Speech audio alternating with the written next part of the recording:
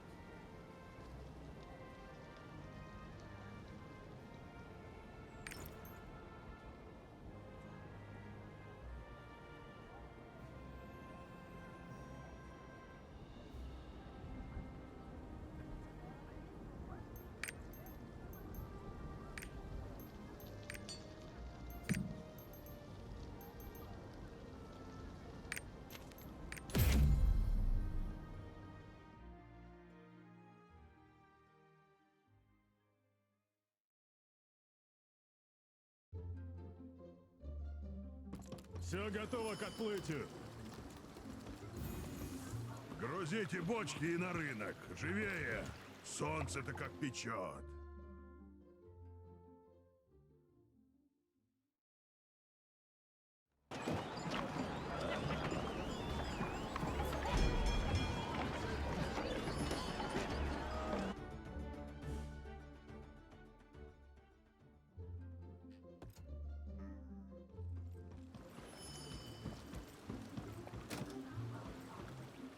Knockback is brought to you by, well, you. If you want to learn how to support our show, go to colinslaststand.com.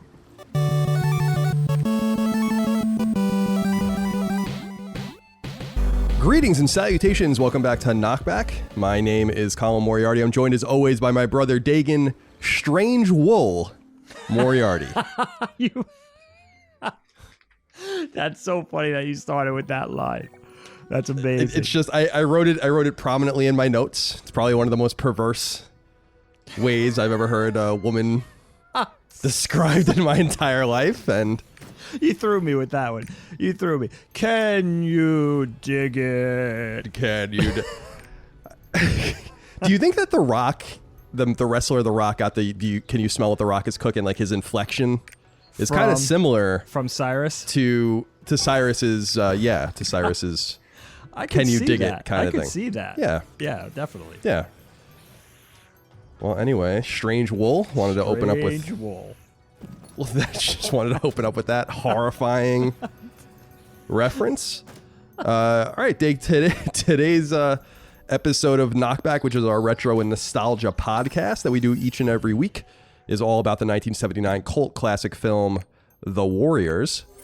And we're really looking forward to talking about that. Of course, you can support us on Patreon, patreon.com/ColinsLastStand for early ad-free access to every episode of the show, the ability to submit your questions, comments, concerns, thoughts, and ideas to every episode, the ability to submit topics and vote on other people's topics.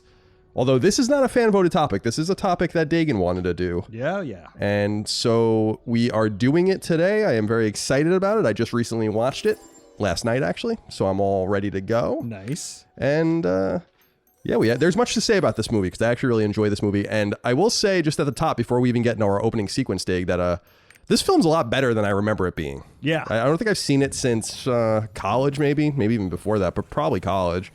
And I walked away being like, this is actually a really good movie. It's not just like this weird oddity. It is. From the 70s. It's a good movie. Yeah, definitely. I can't wait to talk about it with you. It's going to be fun. You really threw me. I don't know what I was expecting, but I wasn't expecting you to start with that line. That was really... That tickled me. That tickled me, my friend. Did you have Strange Wool written in your of course in your notes? In my quotes? In my quotes section? Of course. But that's a funny foot to start on. Yeah, I always think the word strange is just funny because of the way it was used in like the 60s and 70s. Yeah. It's a much stranger word, I guess, a much weirder word to use now. It doesn't necessarily mean anything good, but in that context, it's like kind of a positive thing for them to find some strange wool. Sure. I don't know if I'm more perturbed by the word strange or the word wool, to be perfectly honest. Back when girls had wool. Yeah, I know. Jeez. Holy Christ. I apologize to everybody. I know that's a pretty dirty thing for you to say on the show. is. Usually you just leave those things to me and you pretend that you're not a dirty That old I'm man not too. that way.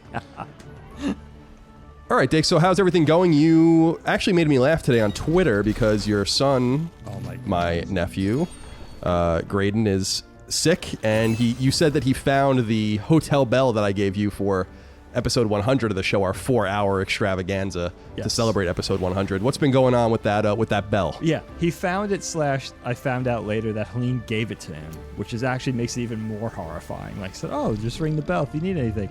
I guess we never experimented with that in our 12 years of parenting so far. And that's one of those things. It's like driving from New York to Florida. Like, you do it once, and then you learn. You just take the plane from now on. You know, that type of thing? Right. Oh, my God. Right, yeah. right. He abused the bell privileges, to put it mildly. And it was, I mean, in retrospect, it's hilarious. But, yeah, because literally it was getting to the point where 30 to 50% of the time, he was just doing it to make sure we were going to be responsive. He didn't need anything. He was like, oh, I'm just making sure. You know, he would pepper those in. Like, I'm just making sure you're listening. Like, I'm just making sure you could hear it. And then the other two were like, because he was like really sick over the last couple of days. Like, he was, you know, getting physically ill and throwing up and stuff. So, you know, sometimes he really would need us, or he needed a drink, or he needed something. It was like more serious. But then he would pepper in, you know, the drills, the drill calls. So it was really aggravating, actually. It's a little needy, I think. He was taking, you know, I mean, listen, if all of us had a bell and someone would just come, you know, rush to our aid every time we rang the bell, we'd all have one. So I don't blame him. You know, he's just taking full advantage of having that power. Right. You know, I mean, that's great power for a 9-year-old to have that bell. And then you come at his beck and call.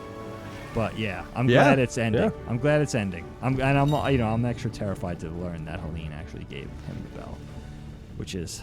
Yeah, I don't even know where I don't even know where my bell is. It's somewhere in this house, but My probably never daughter gonna see it probably again. has it, so she could have. Yeah, yeah. So exactly. That bell is going to become an important part of your family culture moving forward when everyone is ill, and then maybe you can turn the tables.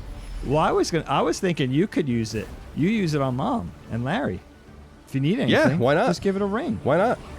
Meatball sandwich. Yeah, ding, it's- ding, ding.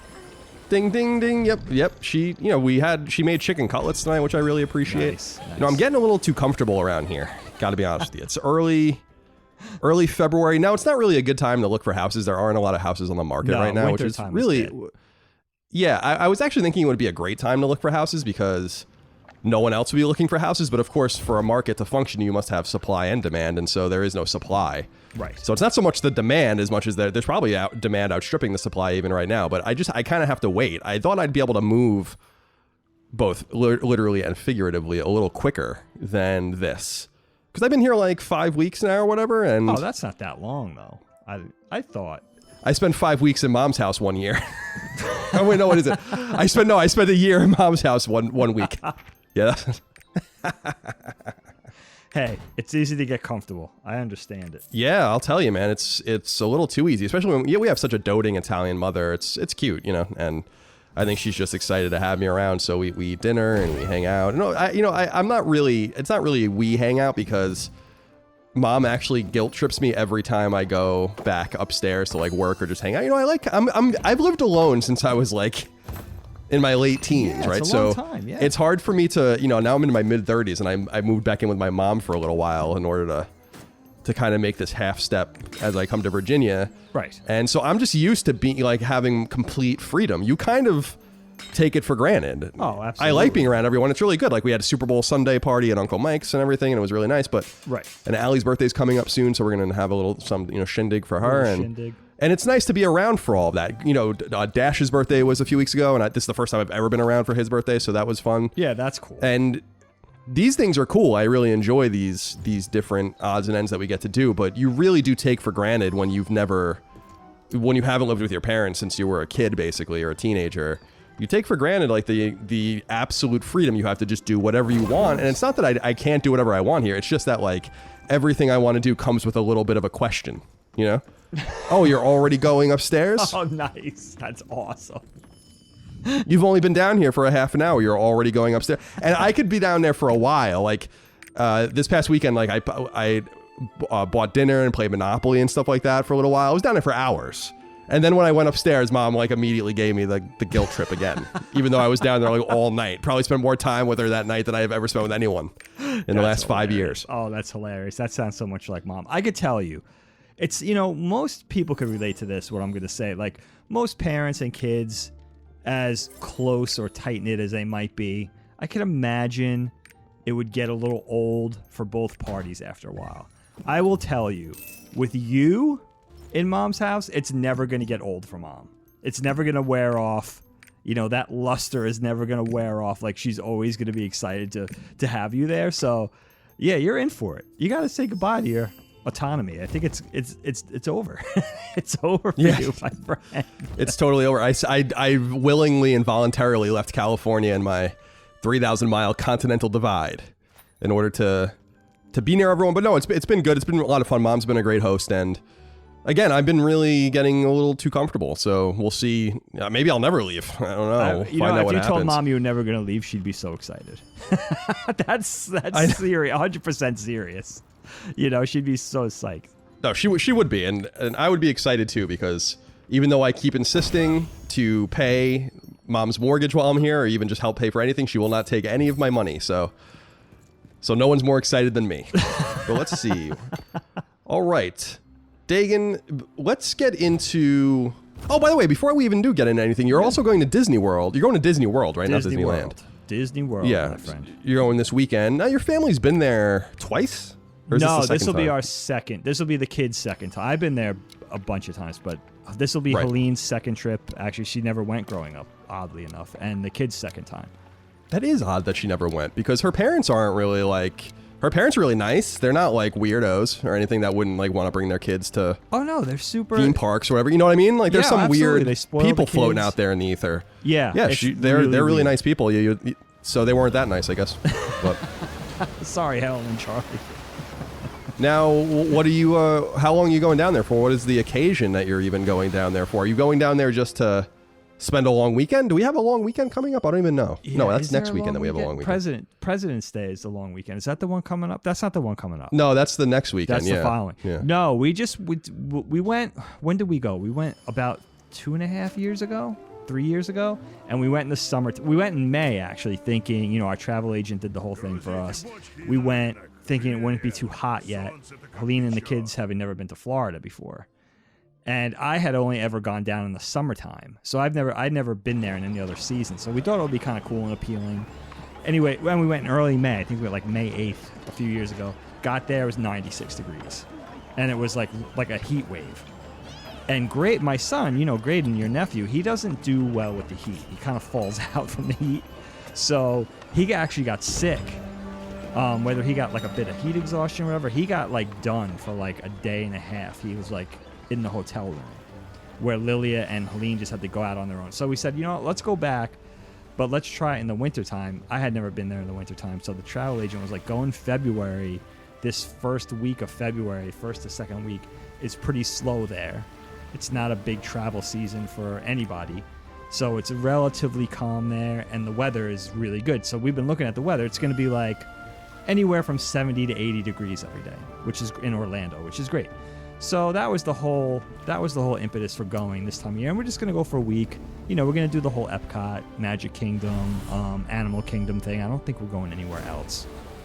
And, you know, the same thing as we did the first time, just, you know, try to enjoy it during a different season. It also rained a couple of days last time. We didn't have the best luck the first time we went with the kids. So we're staying at the same place. It's a really nice resort. So we're just we're looking forward to it. We've been looking forward to it. We had this booked for like a year now, I think. Because you have to. Right. You know, with Disney, if you want to schedule, especially the special things and the meals and the character-oriented stuff, you have to book it like 6 months out. And your fast passes and all that kind of stuff. So Helene's really been on top of that. I haven't done a damn thing, actually. She's done everything. So, so that's it.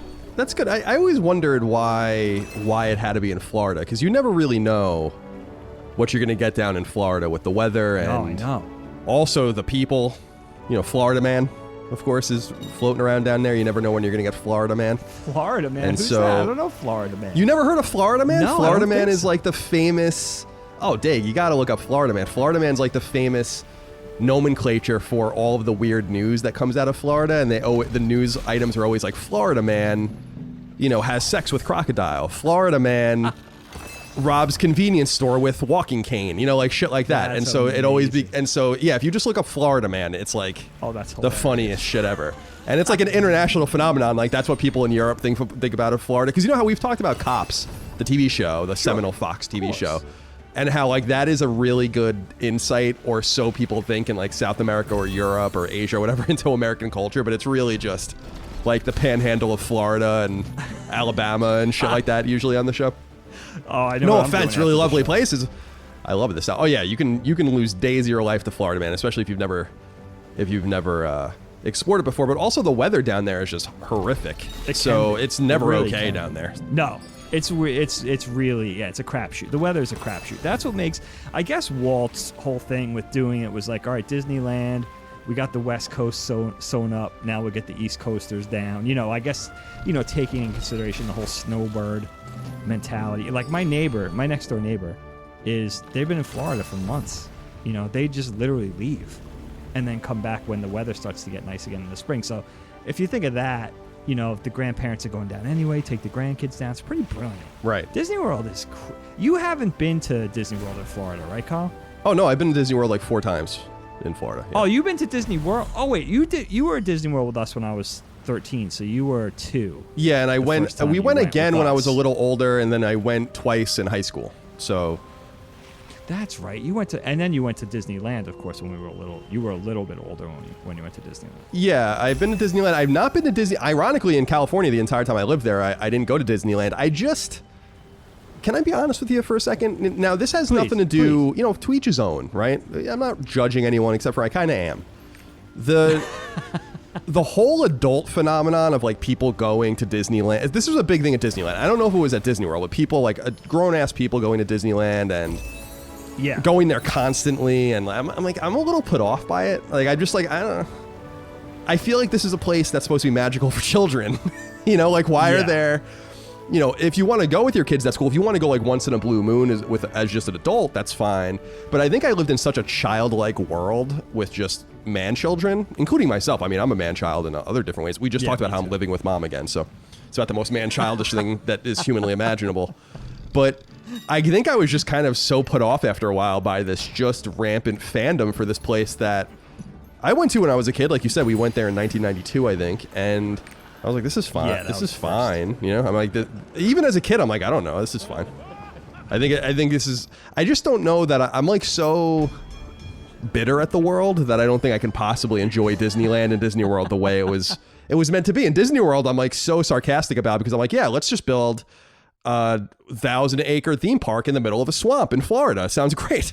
And that's what it is. That's really what it is. There's alligators literally everywhere. Not that you see them because they're so good at controlling it or making it, you know, putting on the guise that it's controlled. But there's alligators running rampant down there. It's a really interesting place. I can't get out of my head when I'm there now, knowing what I found out probably around college time, that like all like the eyes in the skies and the underground, you know, where you're basically being watched the entire time. And Yeah. they do it for security purposes to make sure that, you know, that whole fantasy thing could be played out with anybody's experience getting ruined by people fighting or whatever it is.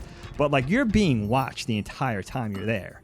And that's, once you realize that, that's kind of hard to get out of your head. You're kind of looking up and down and everything like that, where, you know, where are these people hiding and watching from it? The whole underground, you know, city that's underneath Disney. It's so interesting, but it's so hard to unknow all that stuff once you know it. That's all I think about. Yeah, it's creepy. I remember seeing a documentary about that, like, I don't know, 10 or 15 years ago, about the underground complex and all the people that work there and stuff. It's really interesting, I guess, but you know, I don't want to be a ruiner, but in this case, it's just, to me, I'm just like, I don't understand why there are so many 50-year-olds in this park by themselves right now with no children, no Yeah, they're into grandchildren. it. Yeah, I'm like, I don't know. It's just, It's like a hobby. You would have fun. I bet you would have fun. Maybe we'll do this someday. You go down with the nieces and nephews, because it's there's something really fun about it, going through it and experiencing through the kids. Yeah, and the kids can be older. You know, Lily is 12 years old, but she still has that sort of a little bit.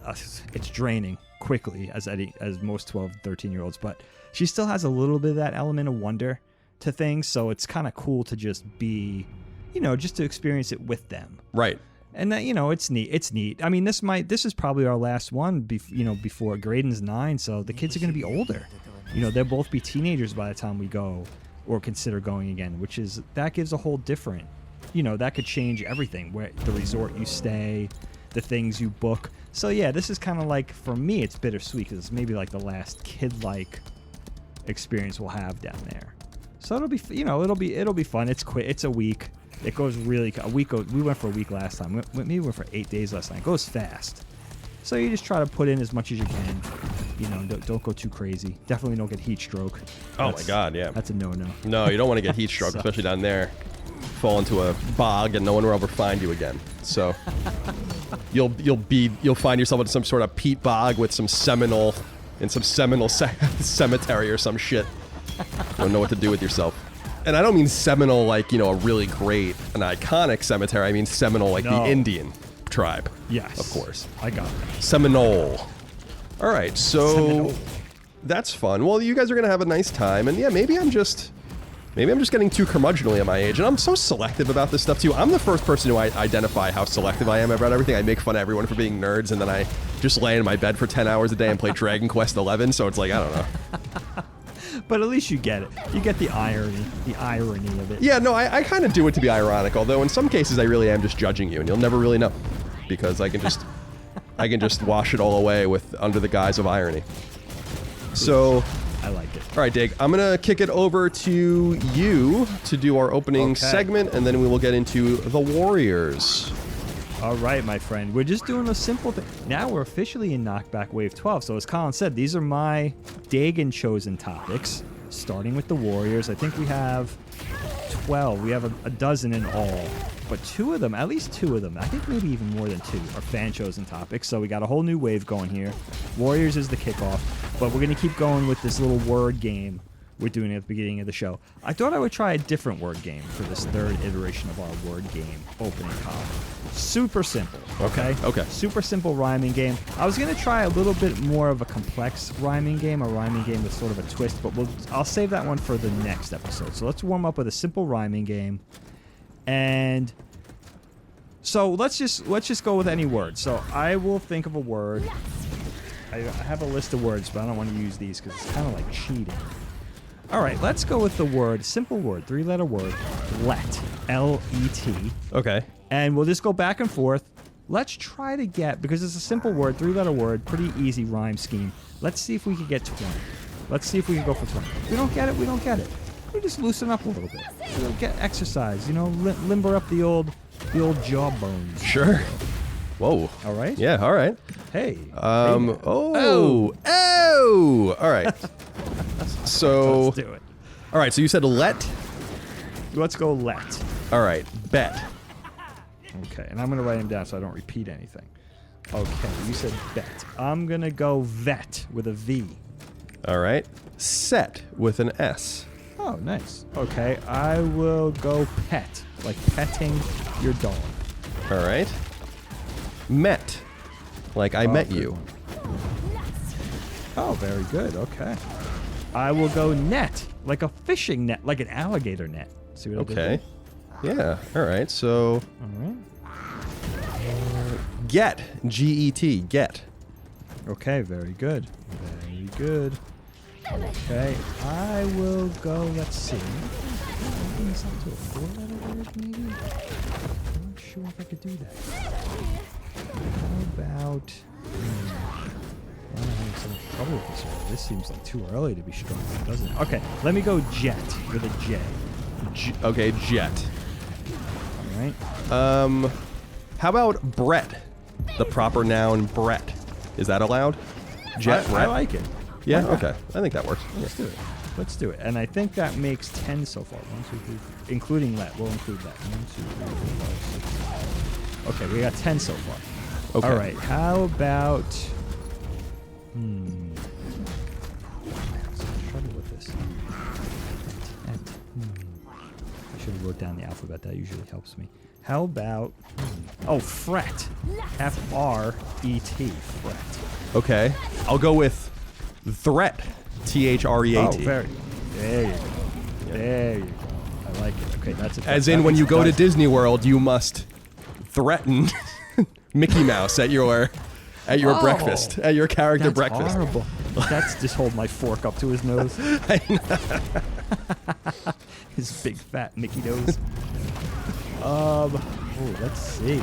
What can I do? Am I gonna be the one to be the big fat ruiner again? And come on, I gotta come up with something. Something. If I have it. I don't know if I have it. Look at, I'm gonna. Oh, how about wet? Like you jumped in the water, now you're all wet. Whoa. Okay. Oh. Oh. How about a bet? A-B-E-T. Oh, nice. Yeah. Is that allowed? Because we already Very said bet. I don't know if we could say a bet. Is that No, rhyme this with is bet? Hey, that's a new word. That's a Duran I declare it illegal. Loran thing. Okay. I think that works. It's not that bad. It's not that bad. No, I think it's not. We as had to get egregious. one in on Dad. We're 20 minutes in? You got it, Dad. I gotta get. You just yeah, got we gotta shanked. Get Oh my goodness. All right, let's see. I don't know. This could be wrapping up for me. I don't know what it is with these word games. I always think they're going to be so easy, and they're always not easy. It's strange. I'm even looking at your word threat to see if I can get anything out of that, like another E-E-E-A-T word. And isn't it funny? I can't think of anything. I think that's it, Kyle. Do you have any more? No, I'm trying to think right now. I'm glad you can't go because I can't think of anything either. Yeah, I don't think so. All right, let's see how far. We got pretty far. Let's see. 1, 2, 3, Like 4, 14? 5, 6, 7, 8, 9, 10, 11, 12, 13, 14. So 14's not bad. I really wanted to go for 20. I think it's worth revisiting this game, though. See if we can get 20. It's harder than you think.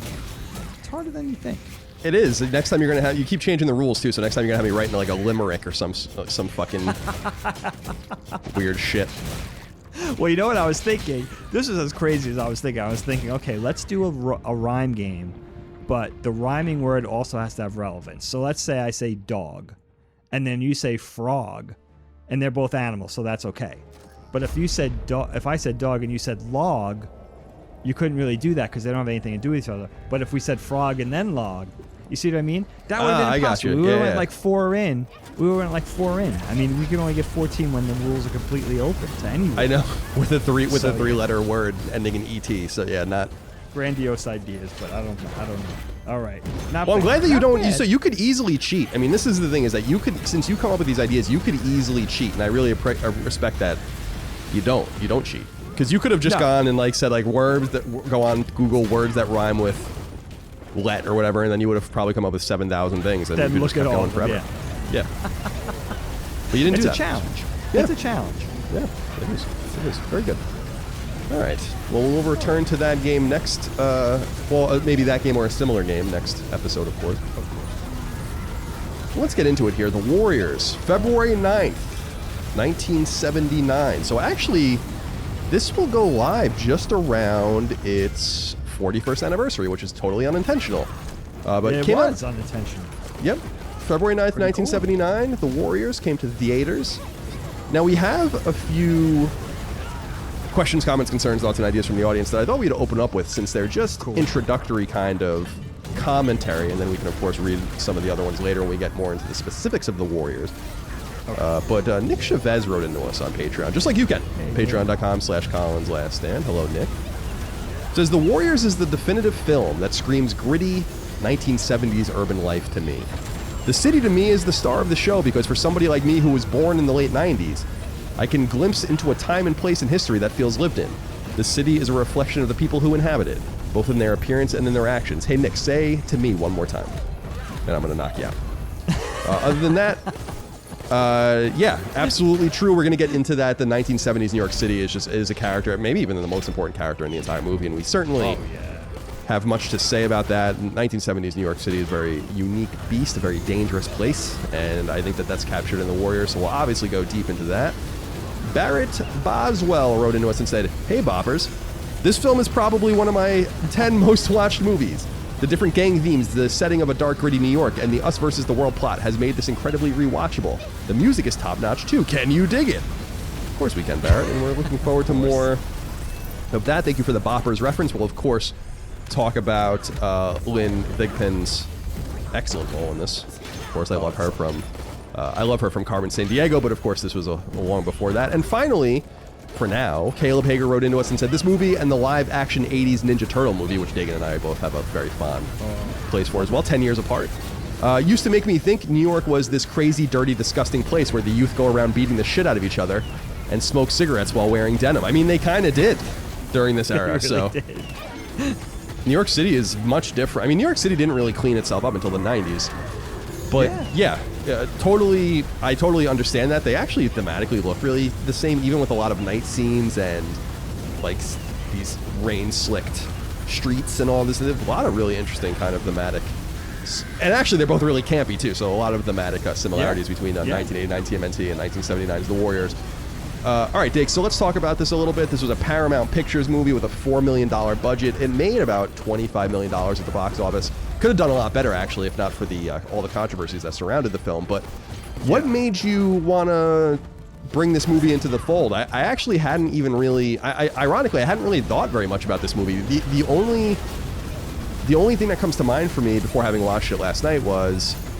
I used to get all of these cool pieces of swag being in the gaming industry, and one of the things that I had that I actually recently traded for some G.I. Joes was when the 2005 Rockstar Warriors game came to PS2, which we'll talk about in a little while. We got basically these spray paint cans in the mail from Rockstar. They're like empty, what is that famous Cryo, or what am I, Krylon. What's the Krylon, right.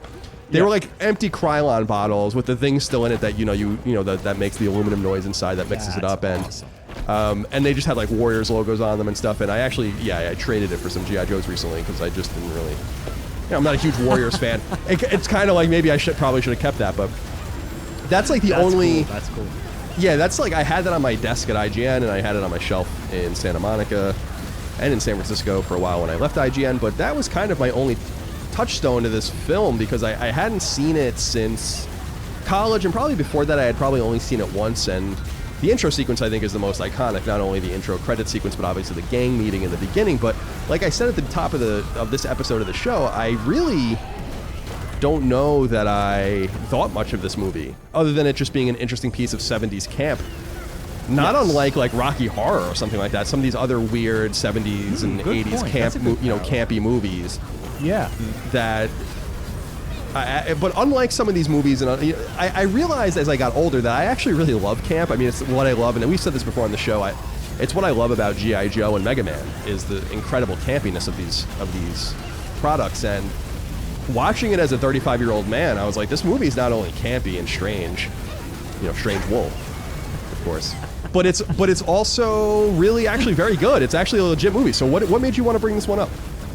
Yeah, it's an interesting one, Colin. It's funny to think about this movie now because it really went from being one of those properties that went from being kind of a cult classic to what I would consider now is like an essential piece of pop culture. It's just like a seminal piece of pop culture. Like you can't really be a well-rounded pop culture or nerd culture addict and not have this movie as part of the conversation. Like you have to be able to talk about this movie. And also what was really appealing to me about this for Knockback was we very rarely get to jump back to the 70s. We did Alien, of course, the awesome movie Alien. We did that episode, but it's always cool to go see if we could go back because, you think of, especially Knockback, a retro nostalgia podcast, 80s, 90s, movies, video games, music, all that kind of stuff. It's kind of a gimme. So it's nice to go back to the 70s.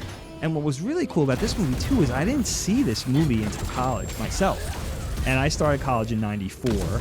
So I must have saw it for the first time in 94, 95.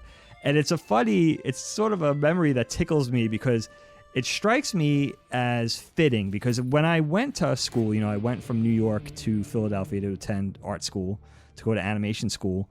And it was the first time I was around like a larger cross section of nerds from all over the place. You know, I went to school with nerds from Jersey, from Florida, from out west, from Pennsylvania, from all over the place. So, you know, it wasn't just the nerds that I was used to being around that I grew up with, like Tommy or, you know, other friends that I had, Andy and all those kind of guys, Adam, all those guys that I grew up with. Now I was around a really big cross-section of nerds. And, you know, it was all the different kind of nerds. It was comic book nerds, animation nerds, anime nerds, and film nerds. And I remembered, as I was writing my notes for this, that who had brought this movie over our apartment, we had a friend named Gary. I don't know if you ever met Gary in your, you know, when you used to come through Philly and stay with us, but he was in my very first apartment with my roommates that I went to school with. It was 3 of us. And Gary somehow became our 4th roommate. I have no idea to this day where Gary was supposed to be living, but he lived in our apartment. And he wasn't supposed to be there. It was like one of those guys. It was like, where, you know, like years later you think, like, where was Gary supposed to be living? Like, he wasn't supposed to be our roommate. And his girlfriend is the one who brought this movie through one weekend, and it was long enough. It had to be on VHS. And I had never heard of it. It wasn't on my radar at all. So it was one of those really memorable, campy experiences, because this movie is like no other movie. I love drawing a parallel to the first TMNT movie, because that's a great parallel. But you think of it in that sort of genre or subgenre of movies as we said, that sort of 1970s gritty New York City movie, which I love. You know, you think of Serpico and Dog Day Afternoon and French Connection and Ralph Bakshi's Heavy Traffic and Panic at Needle Park and Taxi Driver, and even like some of the black exploitation movies like Shaft and stuff. So you think of all those movies that with a dark, gritty 1970s-esque New York City as a character, and this is right there in the pantheon of them, probably one of the most memorable ones.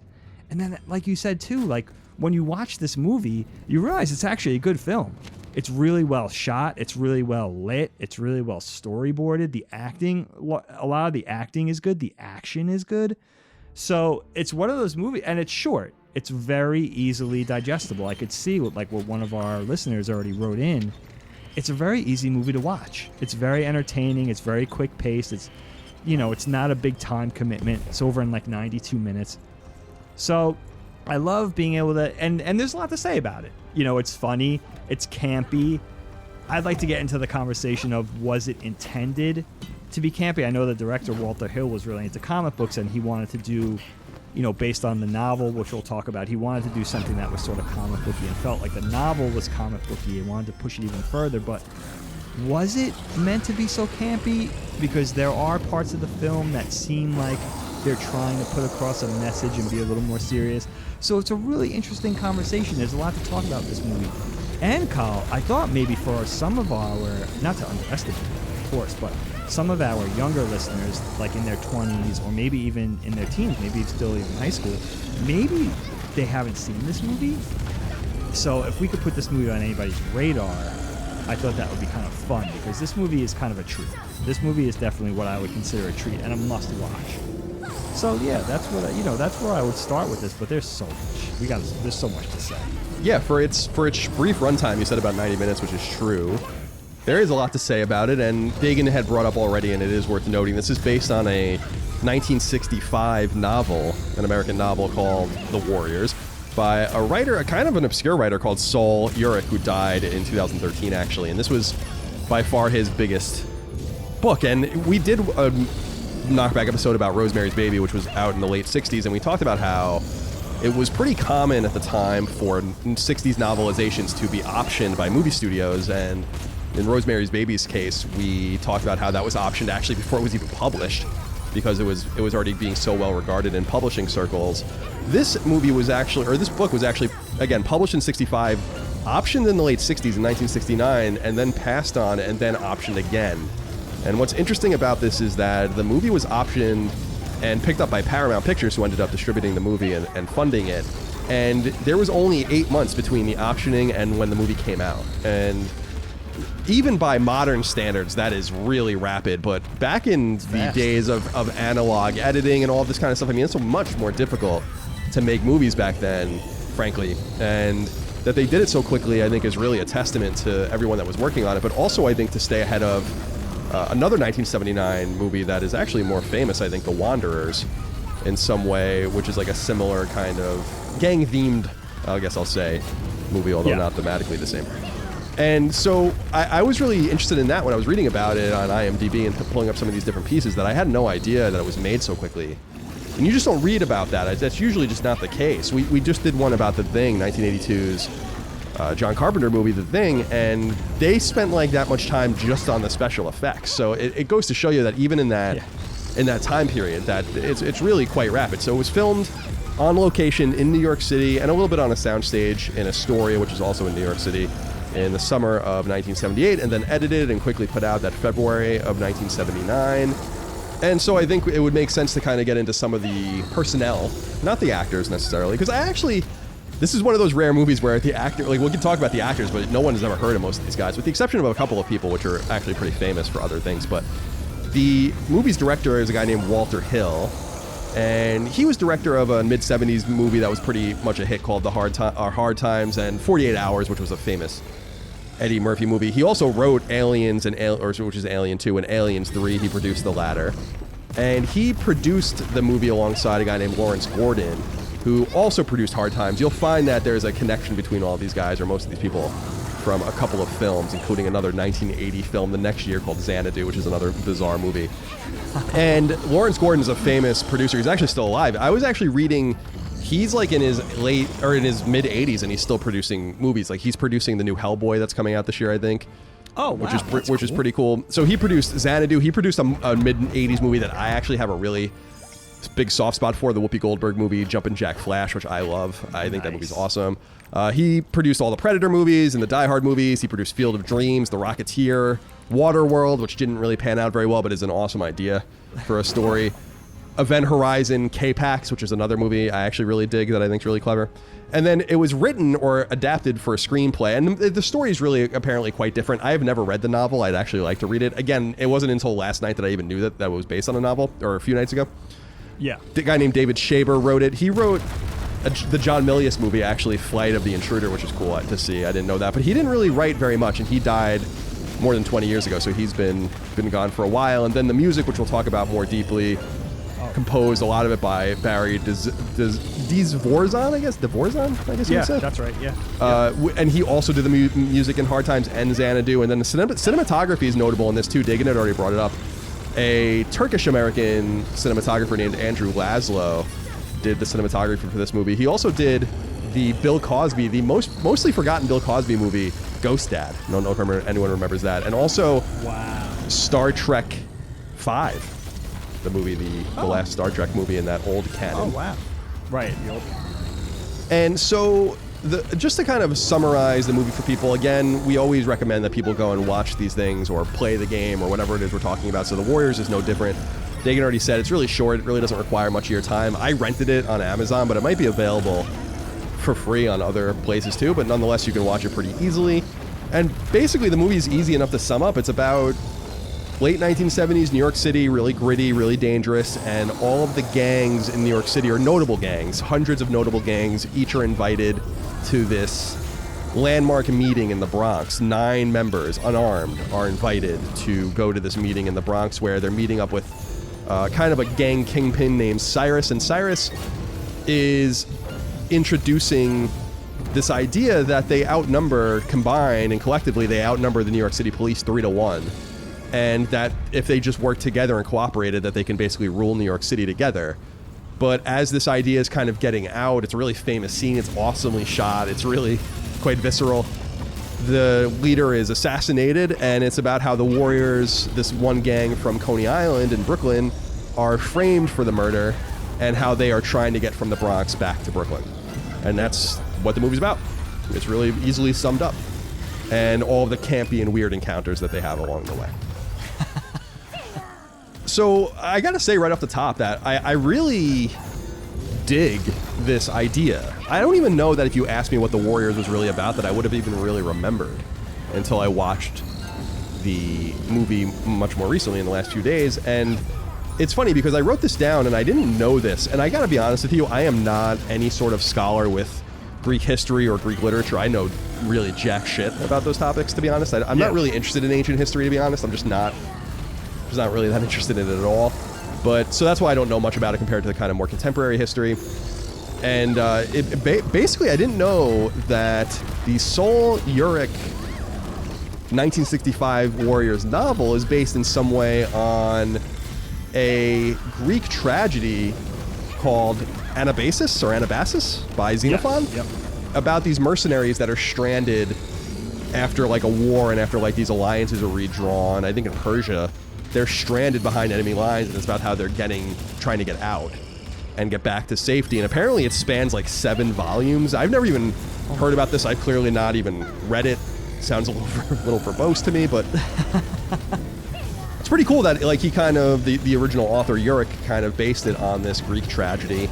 Yeah, and it's really neat, and you can kind of see that kind of shine through, and I really dig it. I'm with you. I think that the acting in this movie is, if not acceptable, actually pretty good. It certainly works. There's no like standout performance that's excellent, and there's no standout performance that's bad either for my mind. If anything, I think again I probably dig the character, the DJ character, Lynn Thigpen's character, even though you never really even see her other than her mouth, and you could just tell immediately that it's her because she just has such an iconic, not only an iconic voice, but just an iconic look. Yeah, she does. And so you can just tell just by looking at her mouth that it's her. But I really dig that character, and there's a few other really great notable characters, but it's not so much about the individuals as much as it's about the group of the warriors, these 9 people. I don't know if they ever go into it because they say that they're inviting 9 unarmed members of each gang. Do they ever go into if this is all of them? No, as far as the warriors go? Yeah. No, well, they're actually, you know how I learned about this, Kyle? There's actually about 9 minutes or so of cut footage that they didn't use in the final edit of the film. And there's a scene in the beginning where Cleon, the leader of the warriors, is saying, literally says, we have 120 members, but you 9 were picked, hand-picked to attend the summit for this reason. And he gives them all like a function. It's actually really interesting, and it's actually kind of unfortunate that they cut. I like the way the movie starts currently. Maybe it was a little too heavy-handed to put this other scene in, but they're in Coney Island on the boardwalk, and they're meeting, and he says all this. And also, it's Cleon and his girl who's saying, like, don't go, because I have a bad feeling about this. And he's like, fuck off, like, we're going, like, blah, blah. And he's like the tough guy. And then he kind of introduces all the characters and says why they were picked out of the 120. So it kind of gave a nice little bit of backstory. And for the existing 9, or 8 besides Cleon, some of them you don't know in the final edit of the film. You don't know too much about them. A couple of them, their names aren't even said. So it's nice to have a little bit of color for each of the characters. But if you guys go on, watch the movie first. If you go on into YouTube, just go look at the 9 minutes of footage that was cut out of the film. It's really interesting. It spells out a lot of stuff that wasn't spelled out. I think it even says where the Rogues are from, that they're from Hell's Kitchen. They're actually a Manhattan gang.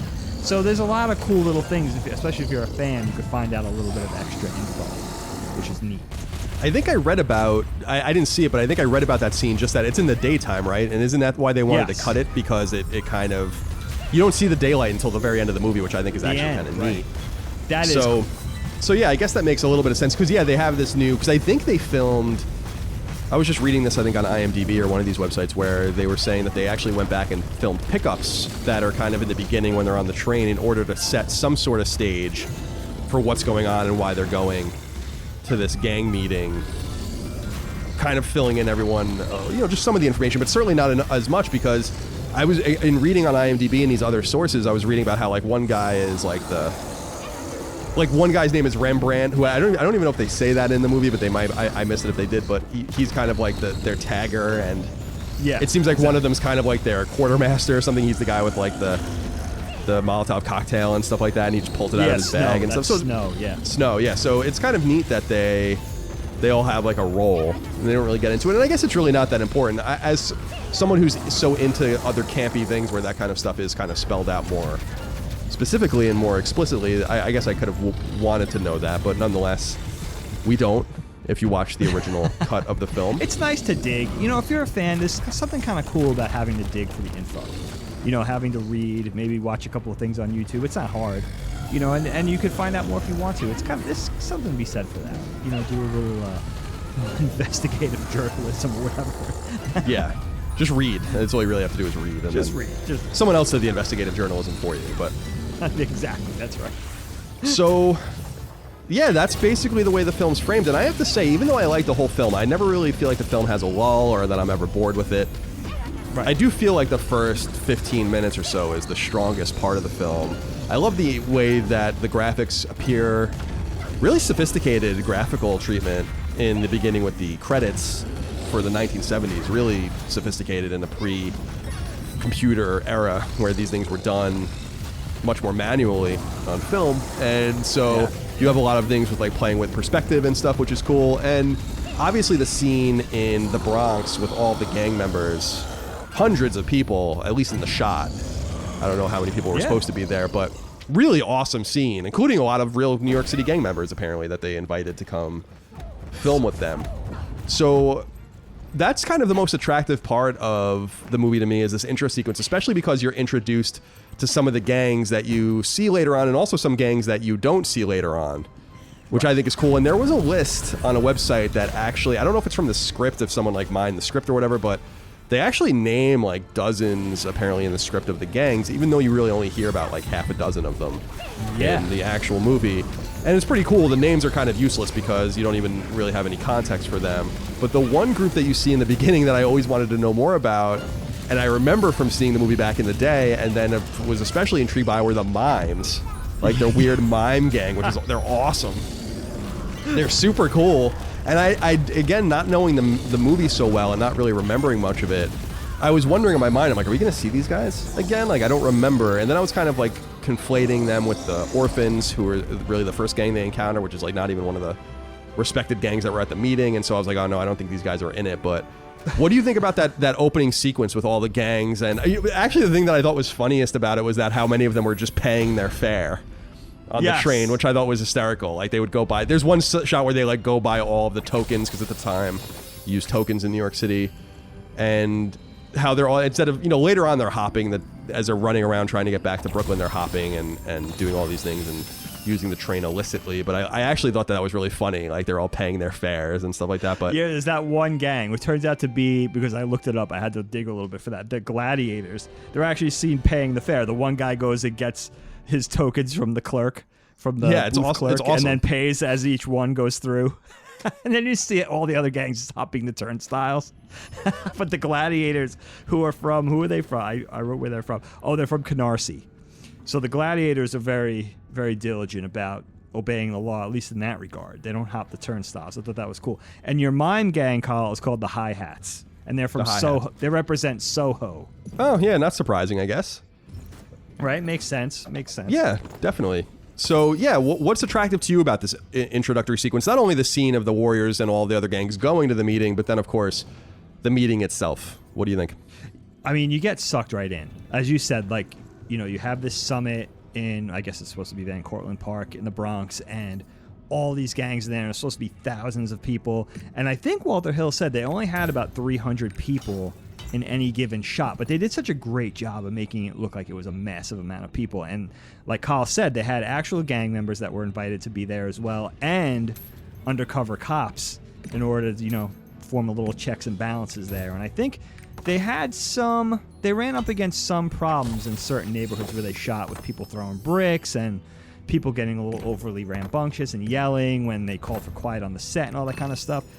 What I love the most about this, the idea of it, as I think about it, it's really a cool idea for, just like a mission movie of, here's this group of guys, what was supposed to happen that night went terribly wrong, and now they're in foreign and hostile sort of territory, and they have to get safely home against all odds. That's cool. Like, that's already a really magnetic, very simple plot, that they have to get home against all odds. And what's really striking about it, when you look at the distance from northern, the North Bronx all the way to down to South Brooklyn through Manhattan, it's only about 30 miles. And it seems like they have this epic journey, where it's like this 30-mile trek, which is not a lot. I mean, it's a lot when you don't have a car, when you don't have a reliable transportation. And now you're on foot and you're on relying on 1970s subway system. But what's cool about it is that you realize a lot of these guys, and they say it in some of the scenes that were also cut out, they've never even been to the Bronx, these guys, despite that it's a couple of boroughs away. So I love that. That's really, it speaks to, the kind of like a really urban life, sort of an urban plight. Obviously, a lot of them are, on the poorer side. They're street kids. So that's really neat. And also what's really cool, what's really funny about this, Kyle? I thought about all of the media, all of the nerd culture that this movie and movies like it inspired. And you think about all the beat-em-up games that came out in the 80s. This movie, for me, feels like Double Dragon that you can't play. Like, you just have to watch it. Yeah. And I love how colorful it is. You talk about Double Dragon, you talk about Final Fight, Streets of Rage, all the seminal beat-em-up games that came out in arcades and then later the home consoles in the 80s. And into the 90s. And fighting games, too, like Street Fighter. But especially the beat-em-up games. And I kind of love that this movie is really colorful like that. It's a dire movie in so far as that these kids have to get home safely, and they're in a really precarious situation. I mean, they're in a deadly situation. This is gangs. They fight with knives and sometimes guns and chains and bats. And, they're up against great odds and great harm to themselves in order to get home. But at the same time, it's colorful, fun, and campy. It's a really nice tightrope that the movie walks in terms of just being entertaining. And I think that's what kind of brings you in. I think for me, that's what kind of brings you in. And also just having the warriors, our heroes, the protagonists, that they're all a little different. They all have different personalities. It's sort of, they don't go into a lot of gray area. They're pretty, as far as types go, they're pretty ordinary. But, you have the hot-headed one. You have the leader. You have the one that thinks he should be leader.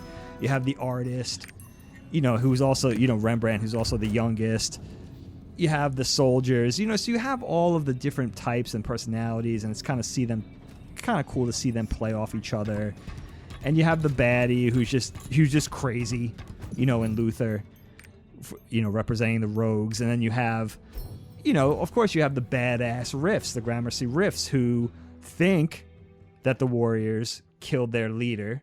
And their second in command, I think his name is, what is his name? Oh, it's Masai.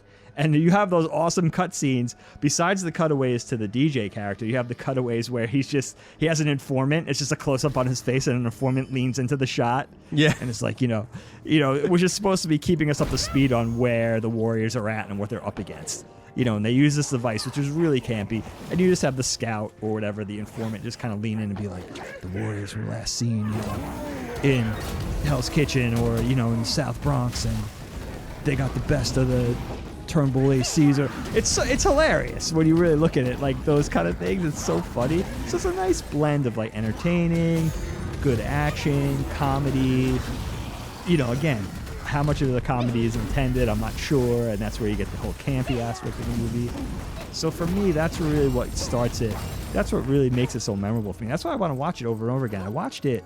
I probably only saw it a few times before I thought about doing the show, and then like I told Colin, I watched it twice in one night, just back to back, because it was so much fun. And also, before I forget to tell you guys, I went on a spotting run. I'm a big fan of I'm a casual fan. I don't know that much, but I love early graffiti, like 1970s, early 80s, especially New York graffiti. So I went on sort of a spotting run to see if I could see any of those, those really famous graffiti artists from back then, Dondi and all those guys, just to see if I could see any of their pieces or any of their writing on the trains, which I thought were really, and I didn't find any of that. I didn't find anything that I thought I could find, but again, like, that's New York City back then. That's what the trains looked like. It wasn't squeaky clean where they would just clean up a train overnight. Now they would just run the train up to the yard, clean it off, and they would never run the train with graffiti on it. That's the way it was then. They didn't even bother. You had guys like Dondi and Days and Scheme and Lady Pink, all that old, nostalgic graffiti. I wish I could have saw some of it. And I'm sure it's there. I'm sure it's there if you just keep watching over and over again. But I love that. I love just doing a pass to see if I could see the old school graffiti because, it's funny to me, Kyle, because it seems like you look at this New York from the 70s. It's this sort of dystopian, dark ages, and it's this age from a long time ago, from a far-flung era, and it's fantastical, and it never existed that way. But that's a pretty authentic depiction of what New York looked like in the late 70s. Again, like Colin said, they filmed all of this at night. In New York, all the exteriors, everything was filmed in New York. They had really great cooperation from the city of New York. What they were up against, because they shot in the summertime, I believe, that they didn't have much time to shoot, and they wanted to set it all at night up to the ending. So that's really what New York looked like. That's an authentic portrayal of New York. And this movie makes me feel young because I was 5 years old when it came out. I would be 6 by the end of this year. But what's cool about it, Kyle, is that's when Grandma and Grandpa started taking me into New York. So I wish I had more memories of what it looked like and what it felt like. Now, I don't think Grandpa had me in Alphabet City making drug runs. I mean, I was in Midtown at Radio City and at the diner and, the arcade in Penn Station and stuff like that. I was in Midtown. But it would have been kind of cool to have recollections in New York City where it's that, like you said earlier, that perpetual rain. Like, there's always rain on the street. It hasn't rained in 3 weeks, but it's always wet at night. What the hell is that? Right, it's so weird, gritty, dingy. So that's cool too. It's nostalgic for me because I know Grandma and Grandpa were taking me to the city at that point around the same time this movie came out. So I wish I had memories of, when I was at they would take me to the circus and all that kind of stuff. So when that was still a thing. So that's, for me, it feels nostalgic, even though I didn't know about this movie again until I was, 20, 21 years old.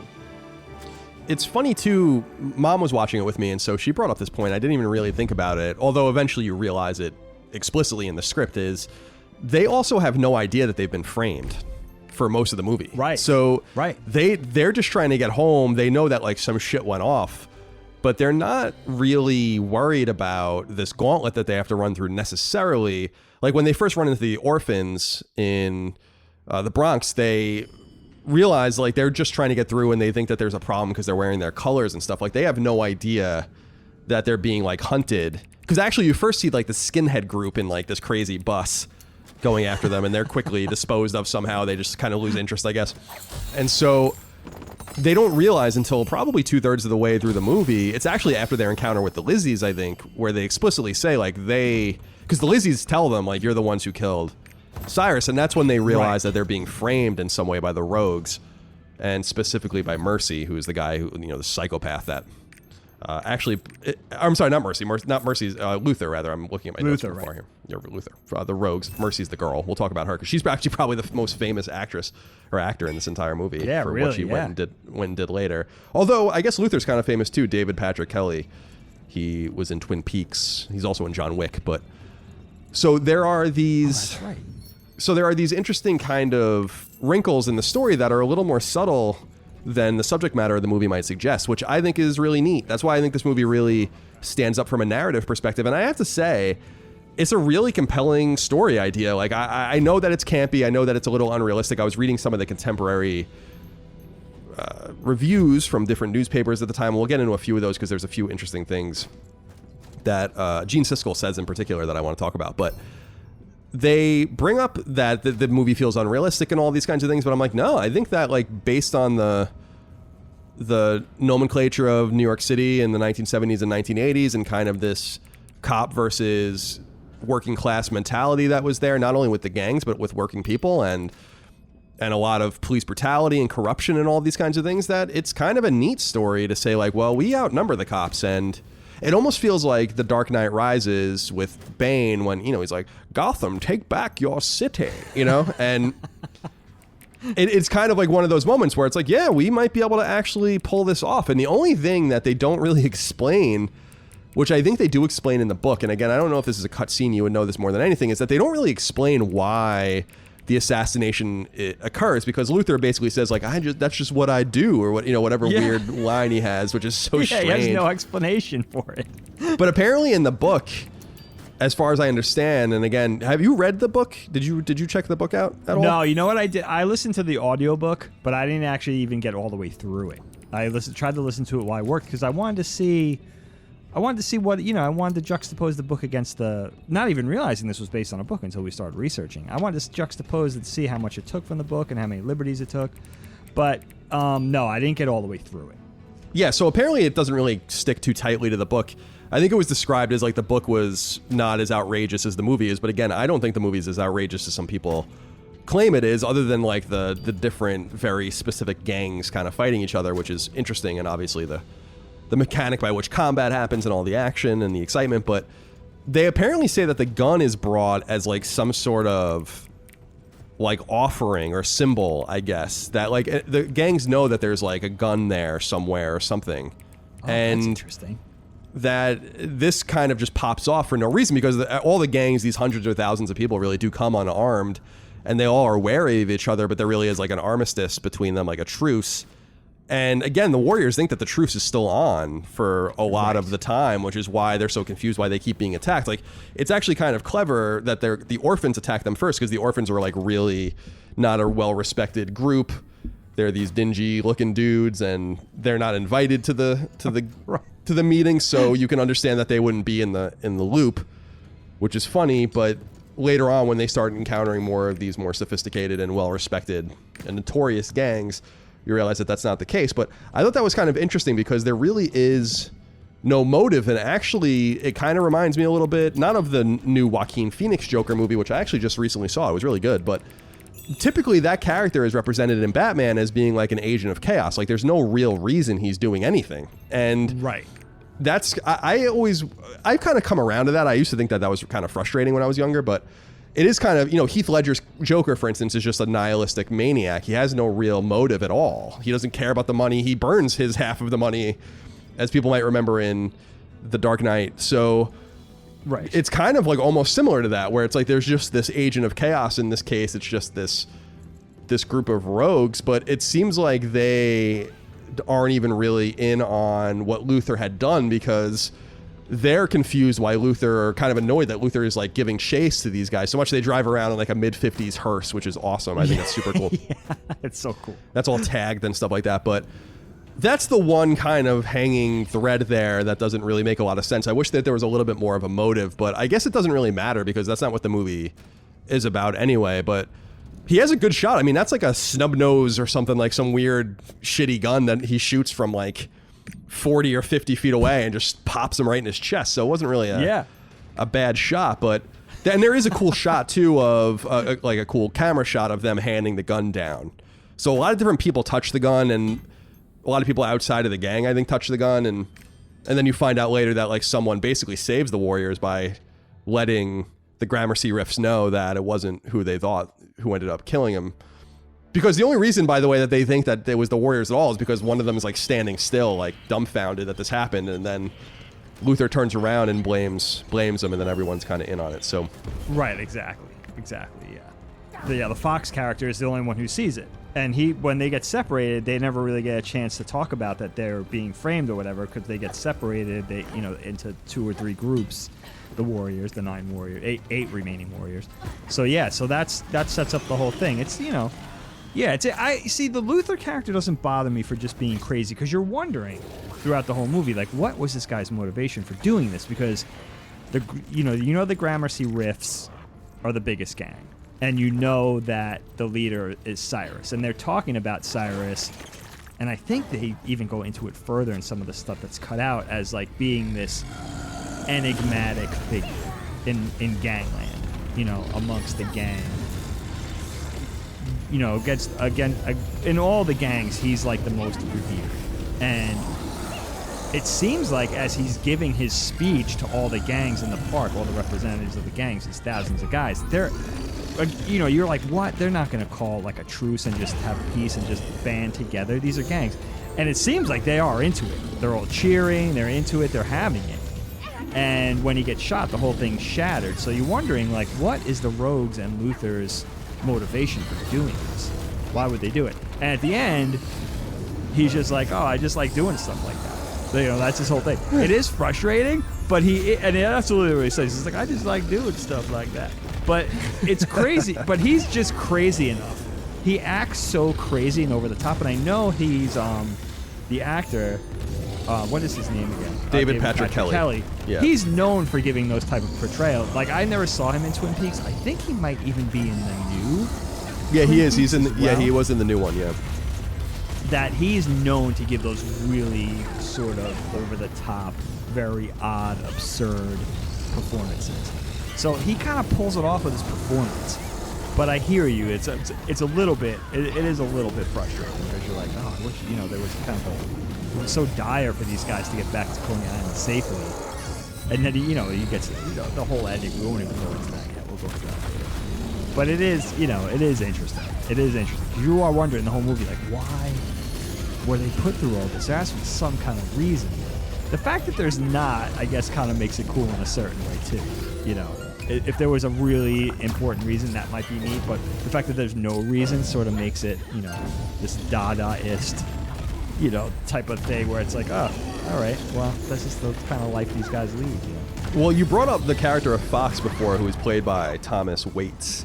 And he's actually interesting just in the story of the production, because I obviously didn't know this because I didn't know anything about the movie before researching it, but he was like killed off midway through the production because he didn't get along with Walter Hill, who is the director, and he was so bitter about it that he refused to be credited in the movie, which is a huge mistake, obviously.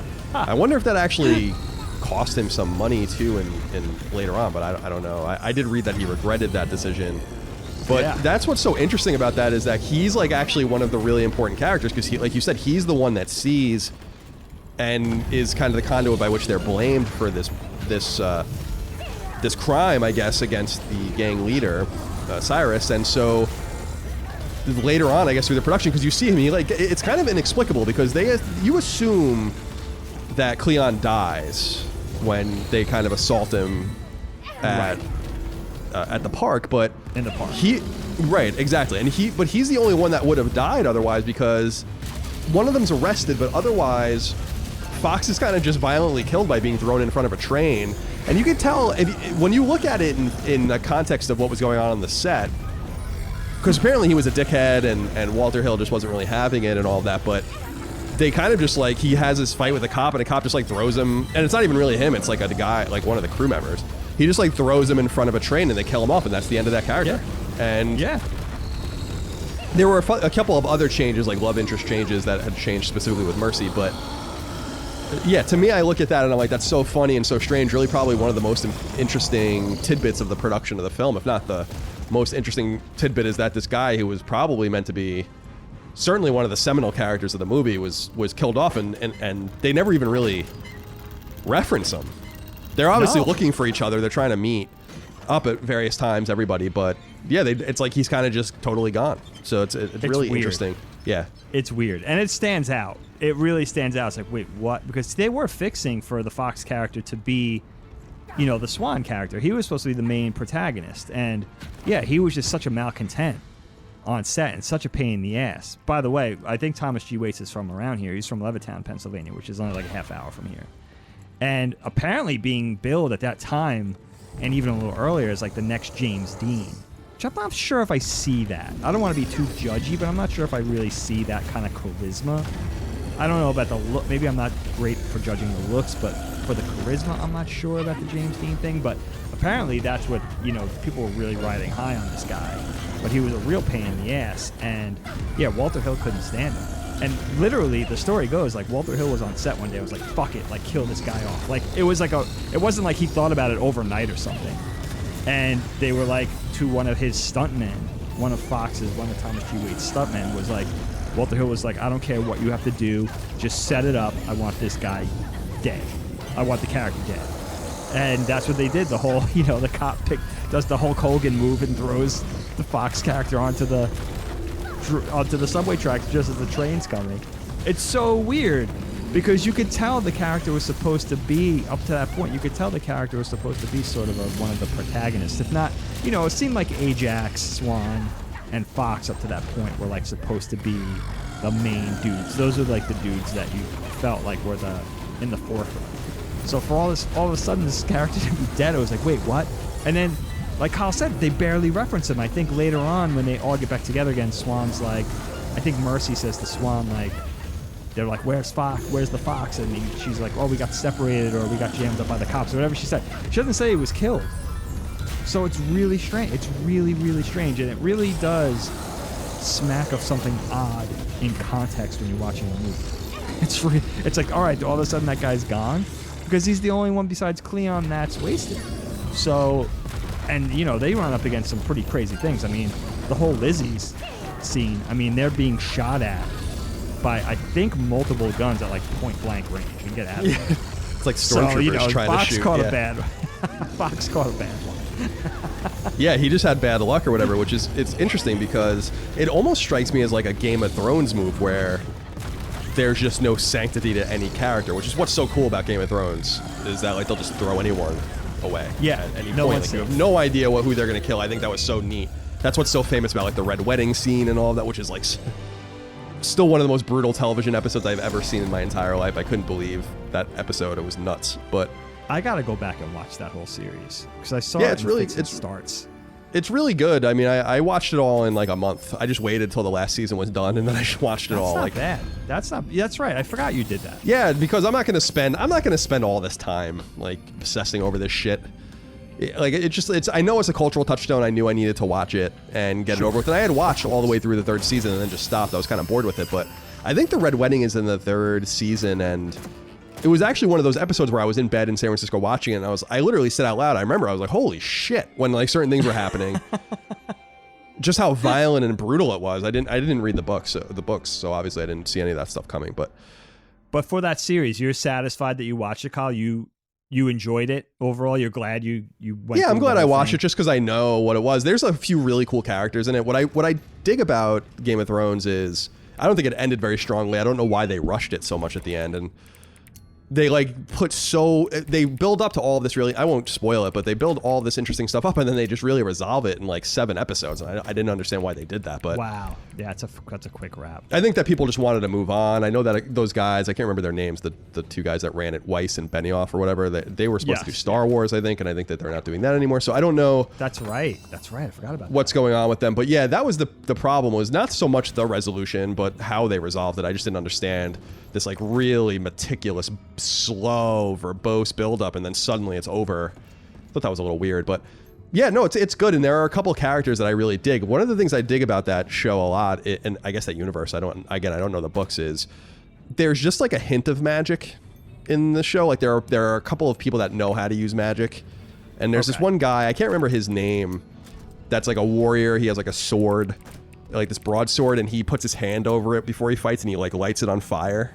It's like really cool, but like a lot of people don't like he puts his hand like at the bottom of the hilt and he just like goes up the blade and it lights on fire before he fights or whatever, which I think is really neat. That's sick. And there's like cool stuff like that in it. So it's like not obviously like the White Walkers, who are like the zombie type bad guys, are obviously very supernatural, right.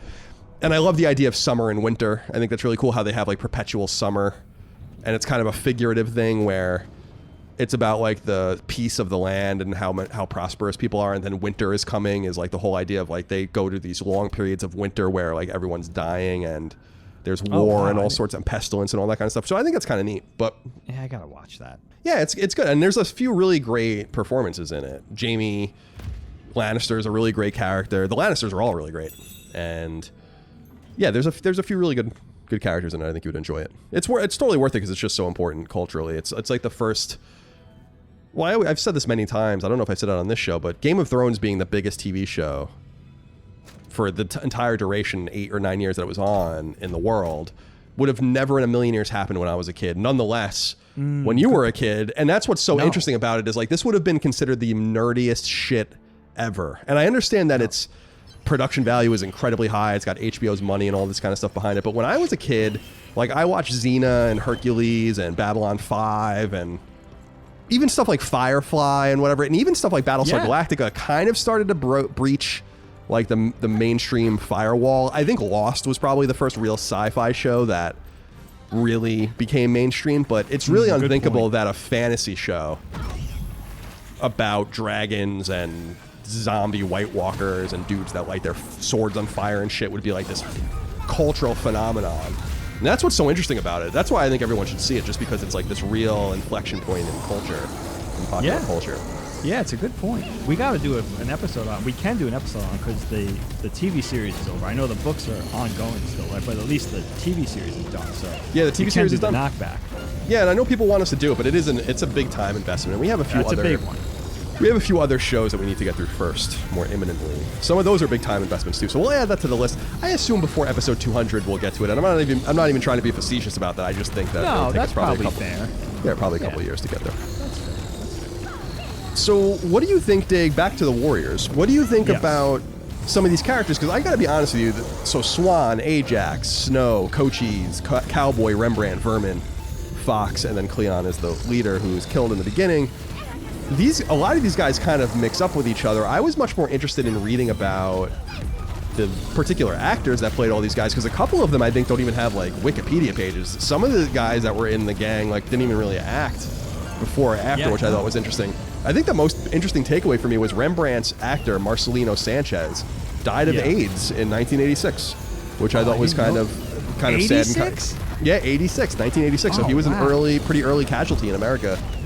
The AIDS epidemic obviously kicked off in the early 80s in the United States in a mainstream way. So yeah, he was an early, I don't know if it was sexual or blood transfusions were still giving people AIDS at that time, so who the hell knows, or it could have been drug use, but yeah, so a lot of these different characters kind of, with the exception of, James Remar and maybe Michael Beck a little bit, and then obviously, and we'll talk about Mercy's Deborah Van Valkenburg, and we already talked about David Patrick Kelly, a lot of these guys are kind of obscure actors that some of them didn't act again. I think one of them is like a voiceover actor now, and a lot of them reprised their roles, including actually Thomas Waite.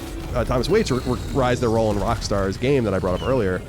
Right. The 2005's PS2 game and Xbox game, The Warriors. It's also on PSP, and it's actually on PS4 as well. You can download it on PS4 as well. It's trophy enabled there.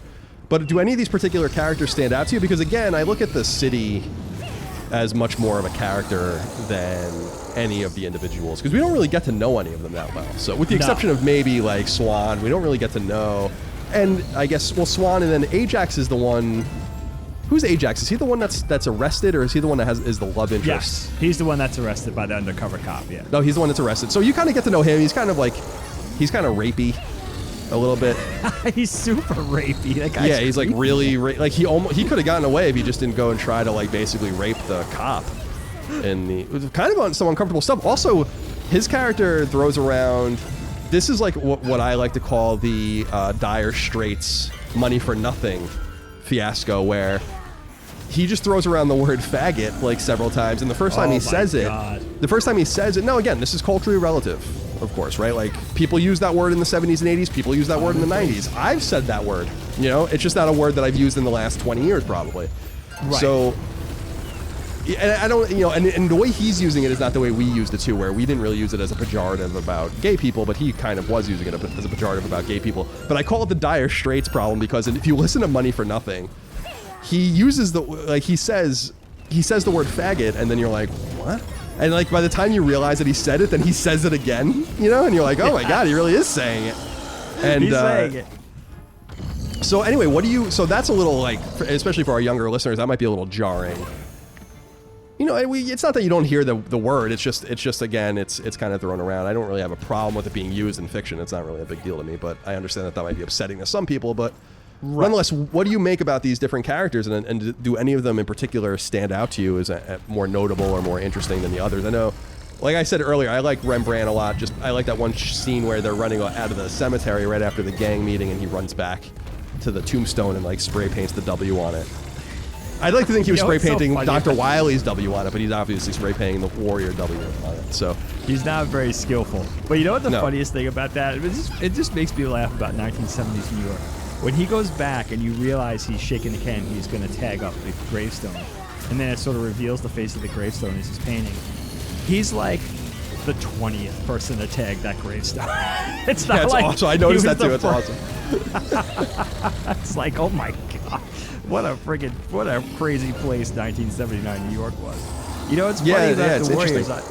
I love it so much that I want to learn more about the characters. And what I'm going to say, I'll just run through the characters really quick, the main Warriors really quick. But I have to say, I got this information from probably a variety of ways. There's extended canon, as we said, through the video game, through the extended sort of director's cut or the cut scenes of the movie, and just through watching the movie like a maniac and just trying to glean and listen for every piece of information. I'll start with Cleon, the leader, who, you know, as we said, seems like he's killed by the Rifts. You know, they just overtake him and beat the crap out of him. But I like that character a lot, and you know, seeing Cleon, I think that actor's really great. Very charismatic actor.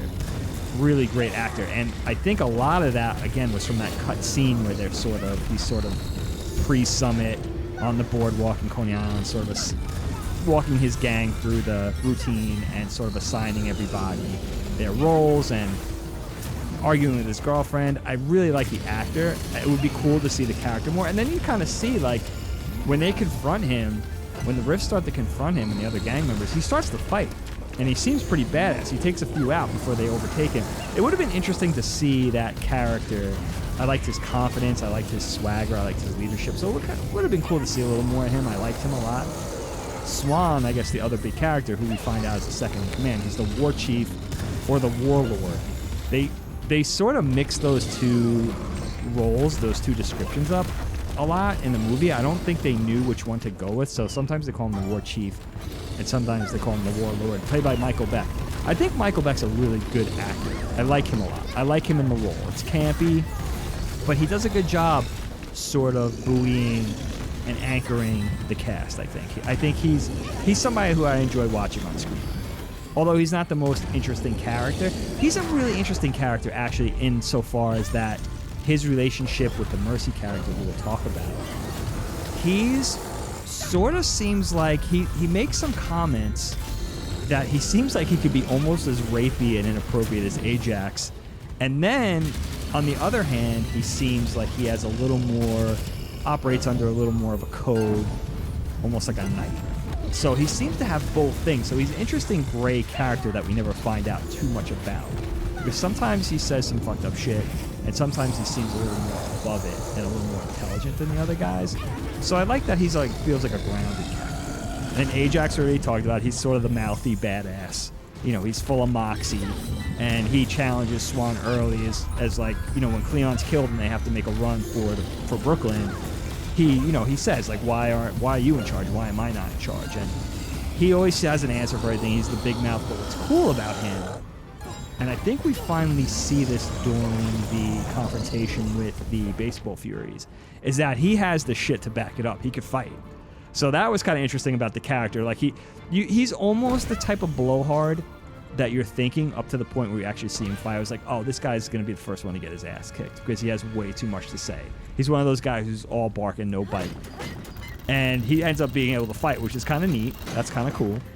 And then we have the Fox character. We already talked about him. He gets body slammed onto the train tracks. Feels very odd. And then Cochise, Kyle. Cochise is the guy. He's got all the beads on.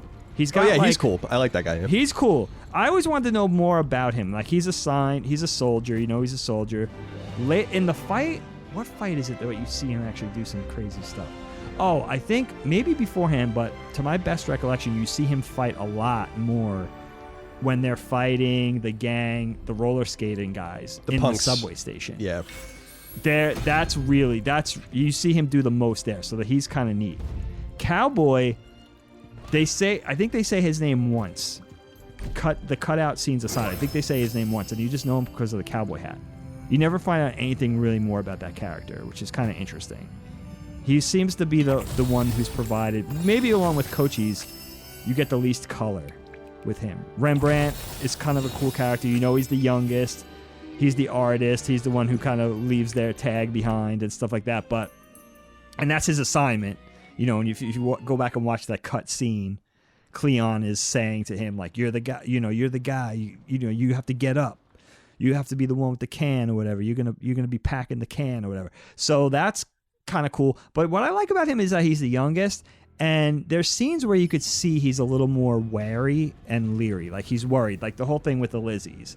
He seems to be the one who kind of catches on that something doesn't feel right first, which is interesting because he's the youngest. So it would have been cool to see a little more development with his character, because you kind of get those little nuances through scenes like with the Lizzies and stuff. Yeah, you know? I think that there's, just to cut in real quick, I think with him, Yeah, sure. I don't know if I got this right, but I think with the Furies, he gets knocked out like almost immediately.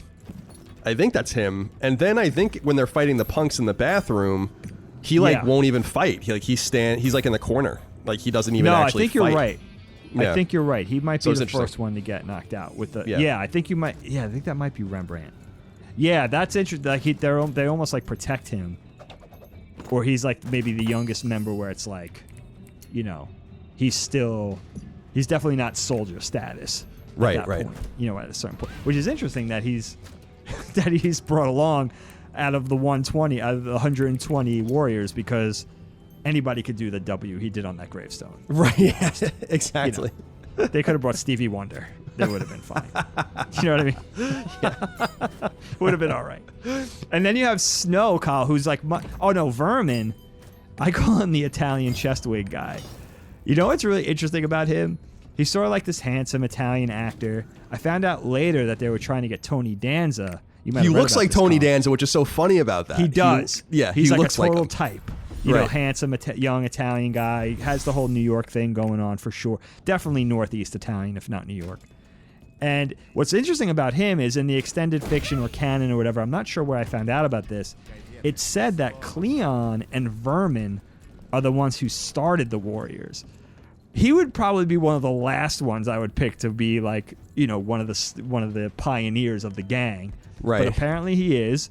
And he's the one who's charged with, I believe he's the one who's charged with being the bearer, which means he has to bring the tokens and the money. He's the one who has to hold all their stuff, basically. I don't know what the significance of that is, how important that is, but for, you know, back then they didn't have Metro cards. You know, they had tokens, so it's kind of important if you want to get back and forth. And if I don't know though, they were hopping a lot of turnstiles, so I'm not sure how important the tokens were. Right. You know? And then Snow is my favorite dude. Snow is the one who has, you guys will remember the orphans confrontation where he has the Molotov cocktail around his neck.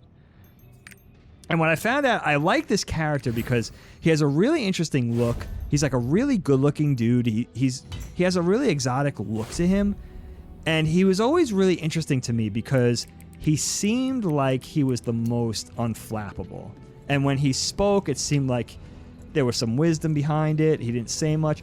And it turns out that they named this character Snow because he was so cool under pressure. And now, again, I'm not sure which extended canon or fiction I found this out from.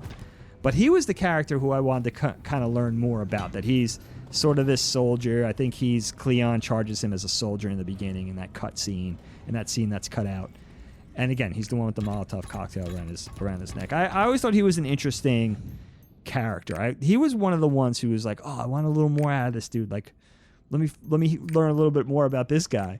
But again, I like this movie so much, I just want to learn more about the characters. Now, Kyle, let me ask you. You played the 2005 Rockstar game. Do you remember? You gave that to me. Do you remember that?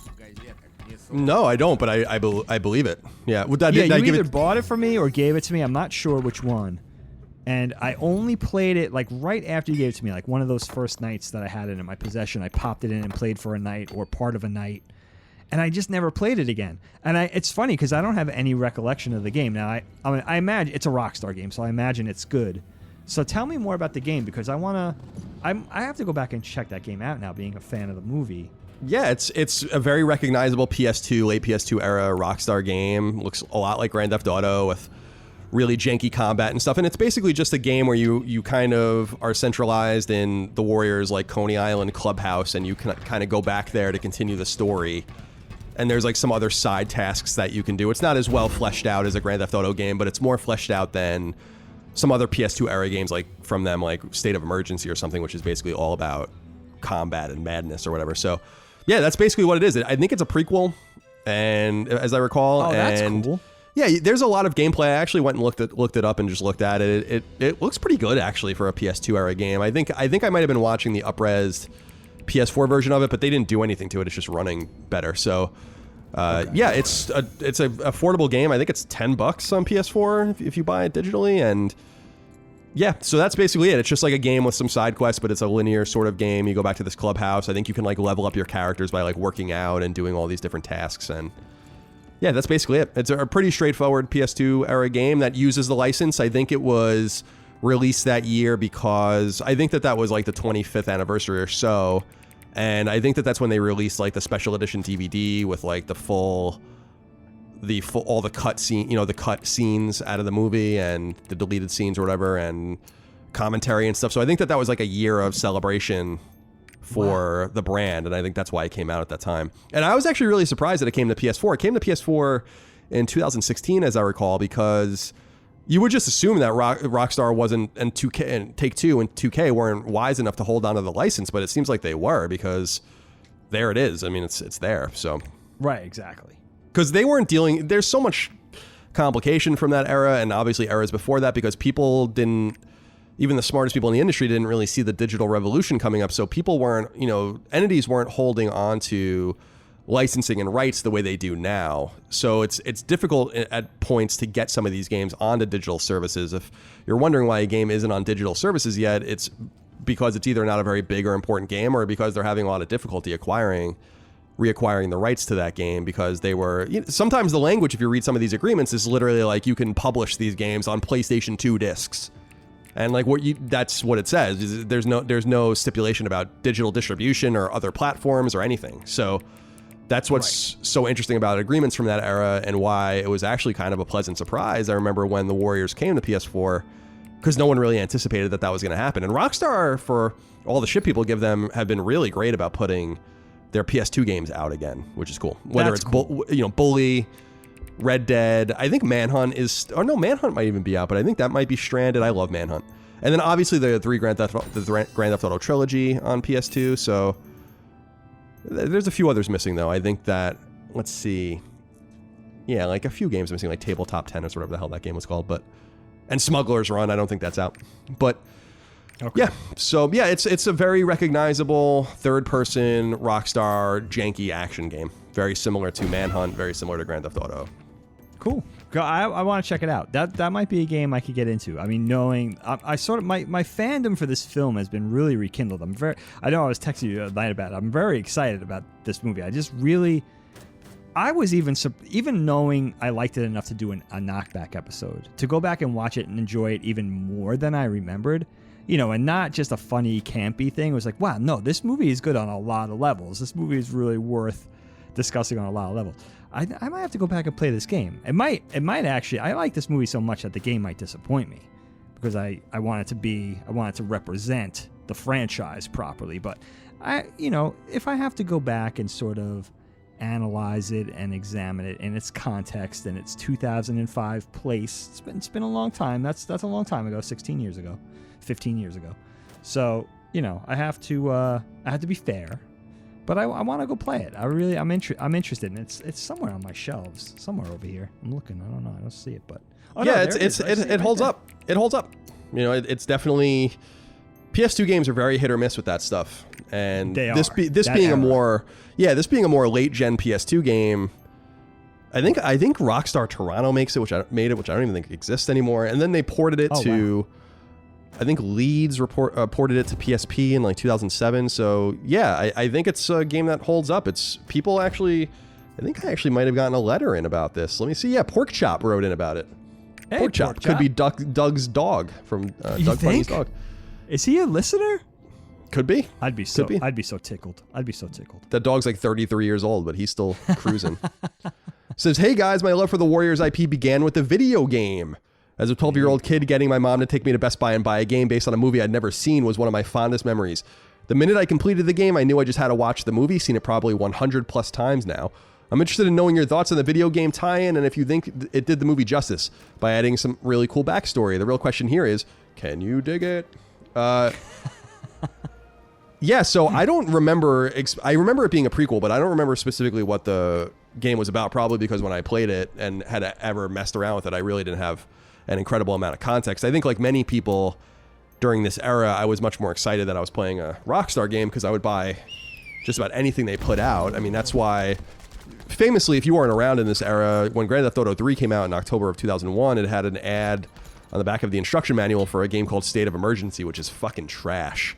And that game sold many copies because of its simple inclusion in Grand Theft Auto 3's instruction manual. So we hadn't quite learned our lesson at that point, and Rockstar had also not become this really boutique-ish developer either. I mean, I think I have to look, but after the Warriors came out, Grand Theft Auto 4 came out in 2008, and then Red Dead in 2010, and then Grand Theft Auto 5 in 2013, and then Red Dead 2 in 2018. So they've only made 4 games since then as a brand. Amazing. That's amazing. But back in the day, they were making games left and right, and a lot of bizarre shit came out of them. So, including 3 Grand Theft Auto games in 4 years, which is unbelievable. So, yeah, so this was from a different era, but I don't know that I can really speak to the quality of it. As I remember, the game was pretty well received. I think IGN gave it a good review, but you guys have to go look. You can go look at the Metacritic, and I found and watched a bunch of cutscenes today and some gameplay of it, and I don't know that it's a game you want to add to your backlog, but if you're interested in this lore,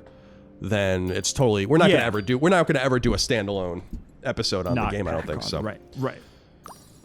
So yeah, go check it out. The video game. Check it Warriors out, my video friends. game. I will be. Okay, so the one, well, there's a few other things I want to talk about, and then we can go if we'd like. But the one thing I feel like we need to talk about are the gangs themselves. Now, by my count, we only see named 6 gangs, I think. So, or that interact. I could be wrong about this, but we see the Gramercy Rifts, and then we see, obviously, the Warriors, which I don't even count. Then we see the Orphans. We see the Furies, the Baseball Furies, which are iconic. Then we see the Lizzies. We see the Punks, or in the subways, and then the Rogues, obviously. I think that's everything. I think, and who? And the Rifts. Yeah, I said the Rifts at the top. So the Rifts. Rifts. Yeah, Rifts, Orphans, Furies, Lizzies, Punks, Rogues. 7 including the Warriors. And so... and again, I wrote down here, like, some of the gangs you see in the beginning, I really wish I saw more of. Like, I love the Mime Gang. I think they're just so weird, but... They're the best. Out of the ones that you kind of have interactions with, what do you take away from them? Who do you like the best? Who do you think are the most memorable?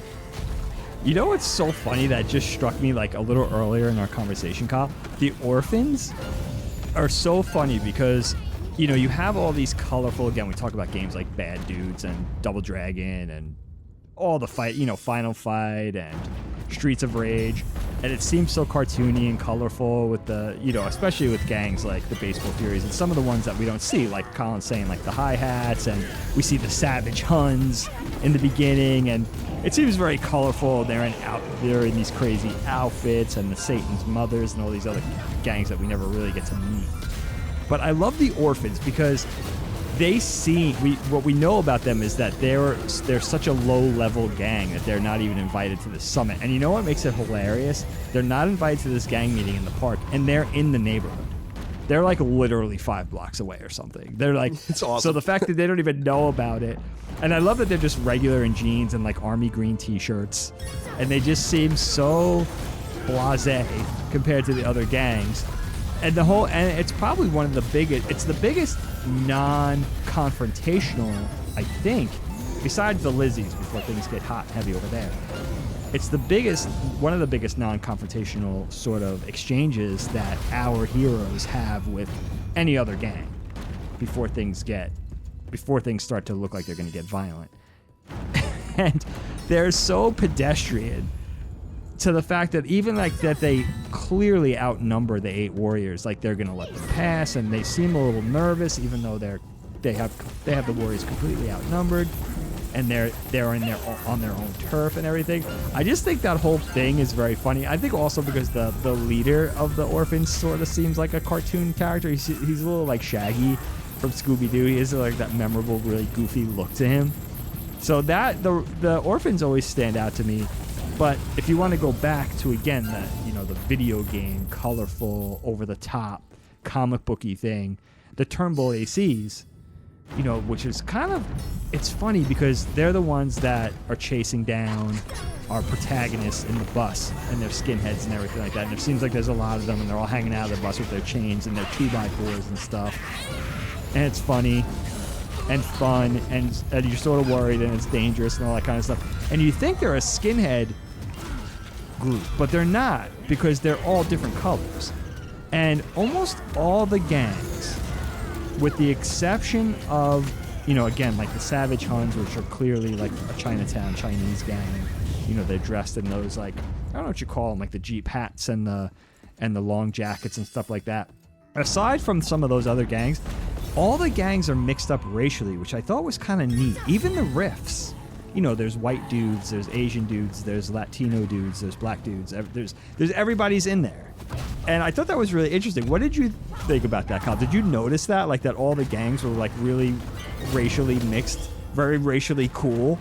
Yeah, I did notice that, and it seems unrealistic, frankly, just based on the makeup of even contemporary gangs. But I know that, and I read just briefly that I think the vision originally in the writing and that Walter Hill had was that the Warriors were supposed to maybe be all black. And apparently Paramount didn't want this. So, it would have been unmarketable for them in the 70s, I guess, to have all of their protagonists as black guys, I guess, for a major motion picture. Right. Yeah, no, it's definitely noticeable, and it's super interesting, and it's like almost super...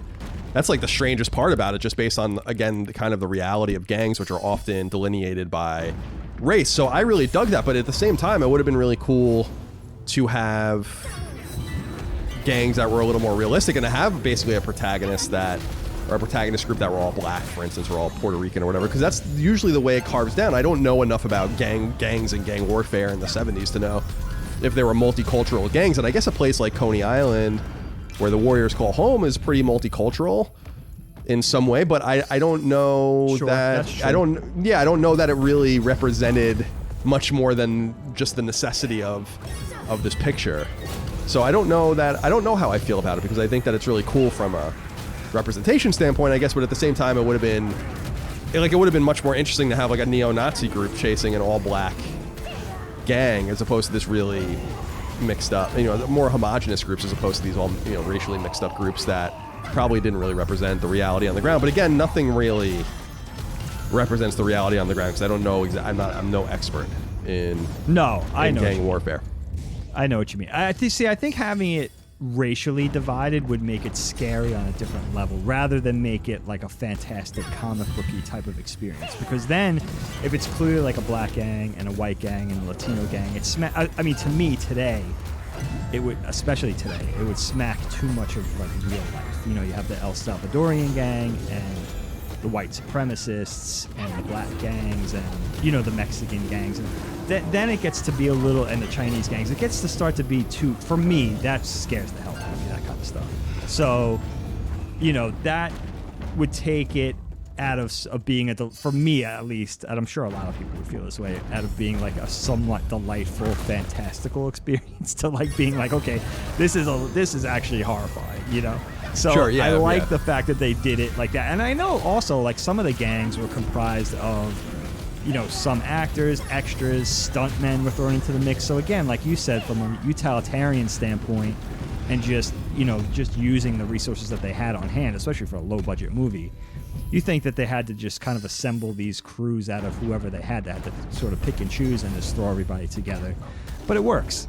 It totally works for me. I think it's I love the juxtaposition between, the realistic gangs and the more colorful gangs. I mean, the Baseball Furies are an icon. I mean, that's iconic. You could see that specific gang.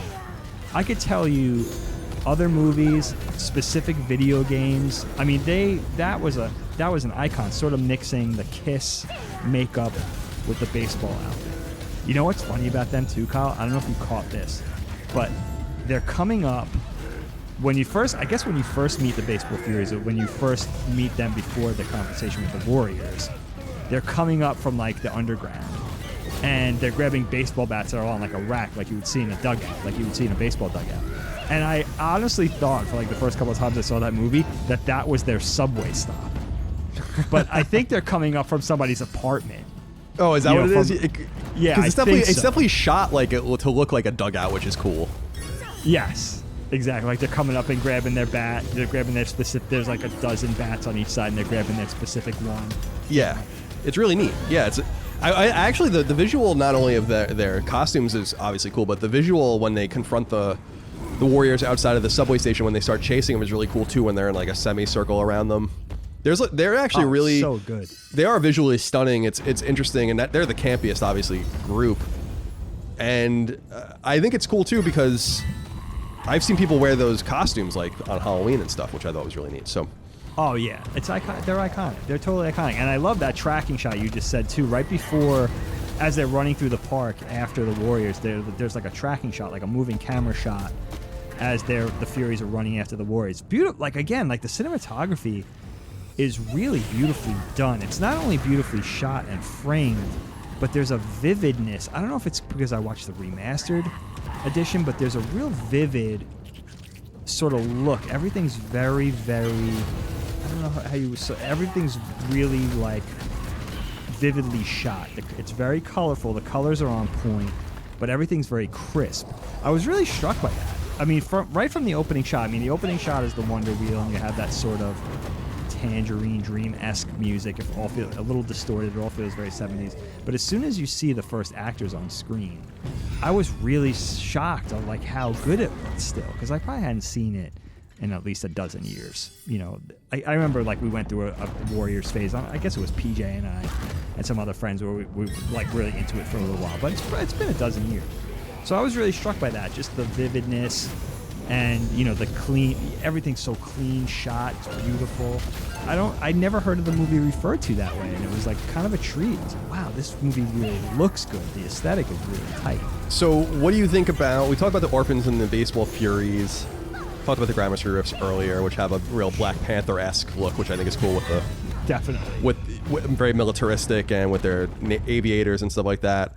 I really dig the Lizzies a lot, which is the all-female gang that kind of courts I think it's really cool. They play like this real long game with the Warriors, which I think is really neat, and finally get them back to their place and then open up on them. But there's like, that's a really fun scene because like they're doing all these weird dances, like the blonde girl and like one of the Hispanic girls, whatever, like dancing with each other, and it's really strange, and you kind of just feel this tension. You know, they really stretch it out to the point where you're like, you know that something's definitely gonna happen. You don't know if they're like a gang or if they're like girlfriends of another gang, because they kind of refer to that. One of them, the Tony Danza dude, kind of refers to that being like, you know, where are you guys or whatever, you know. And so I think that's they're pretty interesting, and it's so funny because like they do have like at least one or two guns, and they like just can't hit anyone, which is so funny. Although one of them slashes, I think, gets Rembrandt or someone with with the knife, with a blade. But yeah, what do you think of that whole all female clique? It's a great scene because it's so creepy, and you're right. They play the long game. They do the whole siren thing. You know, they kind of lure them into the trap. And they do say, yeah, you're right. Vermin does say, where are you guys? And they're like, oh, they went up to the Bronx. Don't worry about it, you know, type of thing. And you're like, that's what you think. You think they're like malls for a second. You know, I could definitely see the first time watching this thinking they're like gangster chicks. And they're sort of working on their behalf. But they're an actual proper gang who's, you know, sort of on the bounty of the Warriors, like all the other gangs. And I love the fact that they play. It's such a creepy scene. It reminds me of a scene in Watership Down where the protagonist rabbits arrive at this warren, and these other rabbits are like really content. They're like lulled into this weird contentedness, and they're in this really dangerous situation. And the protagonist rabbit's like, what the fuck are they doing? Like, and it turns out they're being poisoned.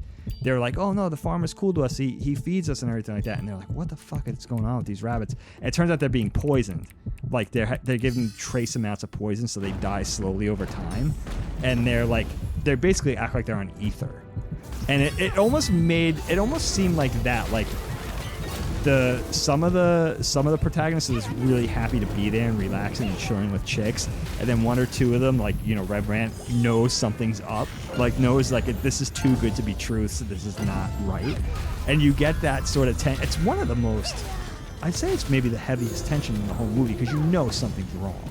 I think the girls even like give each other like the thin eye at a certain point, like look at each other like just play it cool or whatever, so you know they're even giving indications that something's up and something's wrong.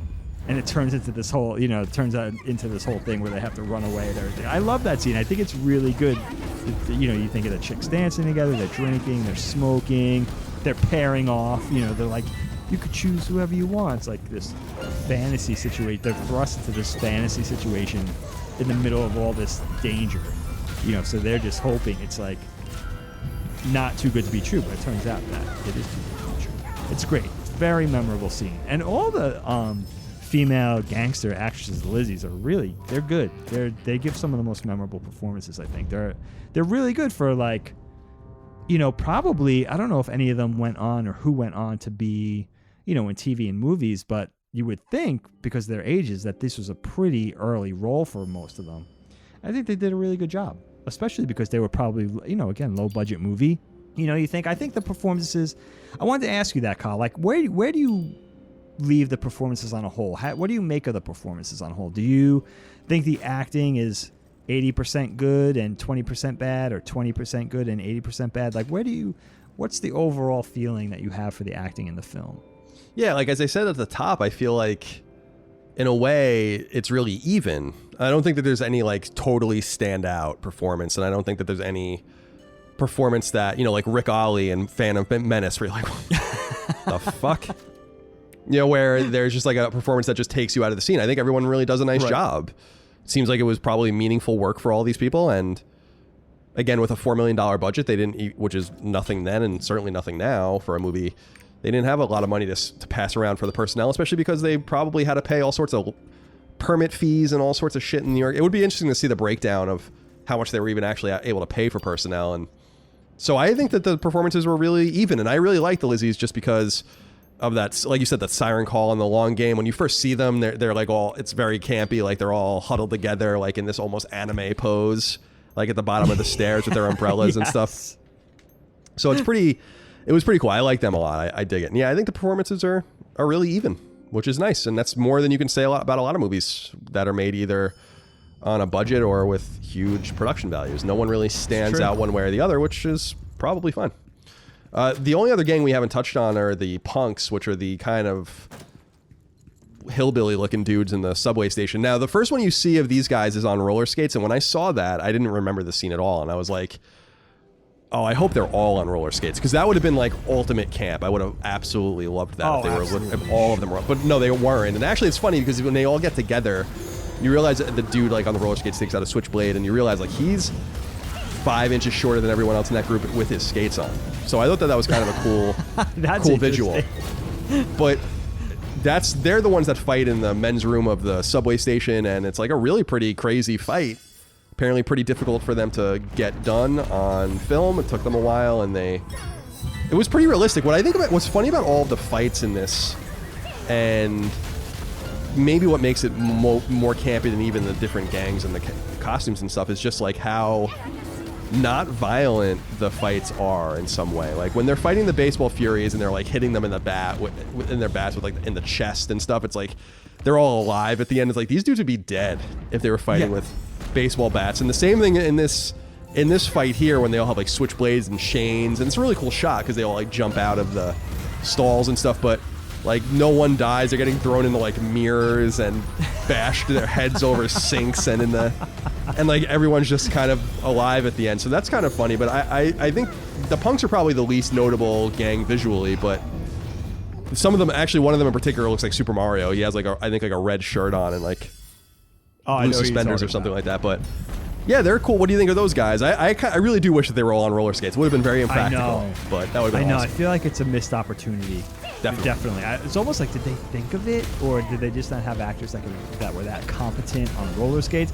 I'll ask you one question about this scene that floored me when I realized it.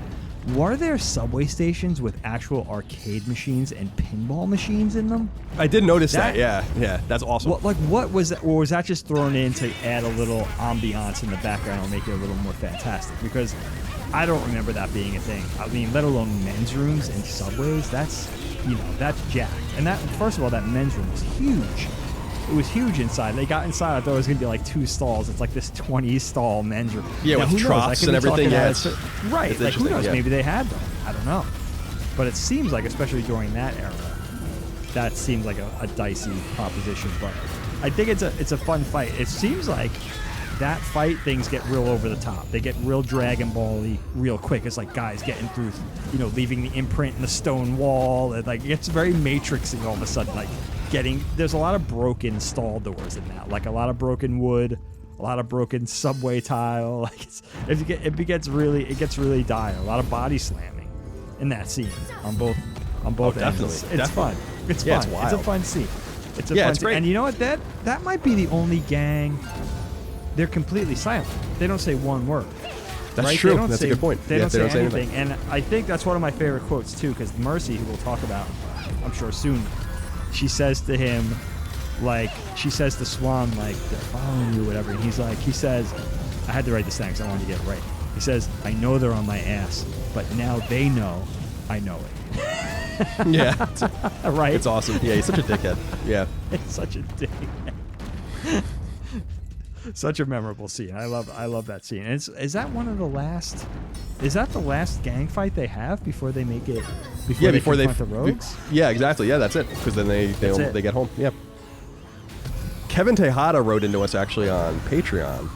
Hey, He says, growing up in New York, did you two ever observe any gang activity? If so, was it cool or was it scary? I don't know that I've ever seen any gang activity with my own two eyes. Maybe I'm sure I have seen something. I mean, I've seen drug deals and stuff, but I've never seen any sort of like ridiculous over the top violence or anything like that.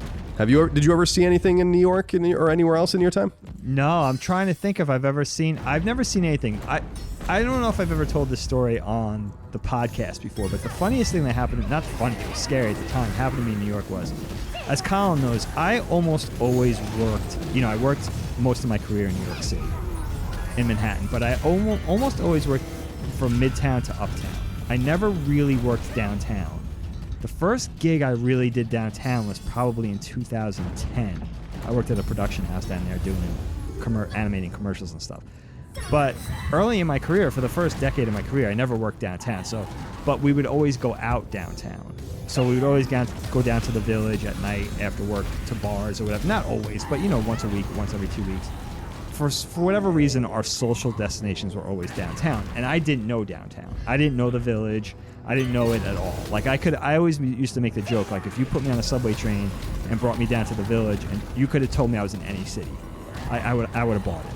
Like you're in Chicago now. It's like, all right, cool. Like, because I didn't know it at all. And one night, I would always get lost coming back to Midtown to get to Penn Station to get on the train to get home, whether I lived on Long Island or I lived in Pennsylvania. So one night, we were down in the Village, and I was like, oh, I got this. Like, I was pretty drunk, and it takes me a few hours to get home. So I figured with the walk, it would be sobering. It was a nice, cool spring night. I'm going to walk back to Penn Station from the Village, which if you guys know New York, it's a long walk. But I was like, oh, I'm down. And I was by myself. Well, I went the complete wrong way. And I found myself underneath the Brooklyn Bridge, which I should know that area because I grew up skating, the Brooklyn Banks and down to the seaport. Like, I should have known that area. But the further I went, the more I got lost. And it was late. And I ended up in this neighborhood that there was just nobody around. It was like a little west of the seaport. And it was late. I was all by myself, and some kids started to follow me. And I was like, oh shit, like I'm gonna get jacked. And at that time I wore, Colin, remember, I went through like a Nike SB phase, so I had like really expensive sneakers all the time, like $300 sneakers on at the time, which was a stupid phase. But of course I could do that back then because this was probably 2002 or something. It was right before I got married and had kids yet, so I spent my money on frivolous things, had expensive shoes on. I'm like, shit, they're gonna jack me for my shoes. And they did the whole thing where the kids were filed. They were young, like maybe late teens, early 20s, like 3 or 4 or 5 kids. And they started to follow me. And I was fucking I was like, all right, I guess you're gonna walk back to Penn Station with no shoes. That's what's gonna happen here. So hopefully you just don't get the shit beat out of you. And they did the whole thing where they paired off and they walked on opposite sides of the sidewalk and they were trying like a little pincer thing. You could just tell. I mean, I went to school in Philly. I've been in situations before. You just know when you're getting set up. Hopefully you don't know the feeling, but a lot of you know the feeling. All of a sudden, dude, like a prophet from on high, a taxi cab came out of nowhere, and I hailed the shit out of him. I was like, yo. I was like in the street. Like it would have been the most, if there was any doubt that these kids weren't setting me up, I would have never done it because I would have embarrassed the shit out of myself. But I knew what was happening, as they were closing in on me. And sure enough, the guy stopped. I got in the cab and I went to Penn Station.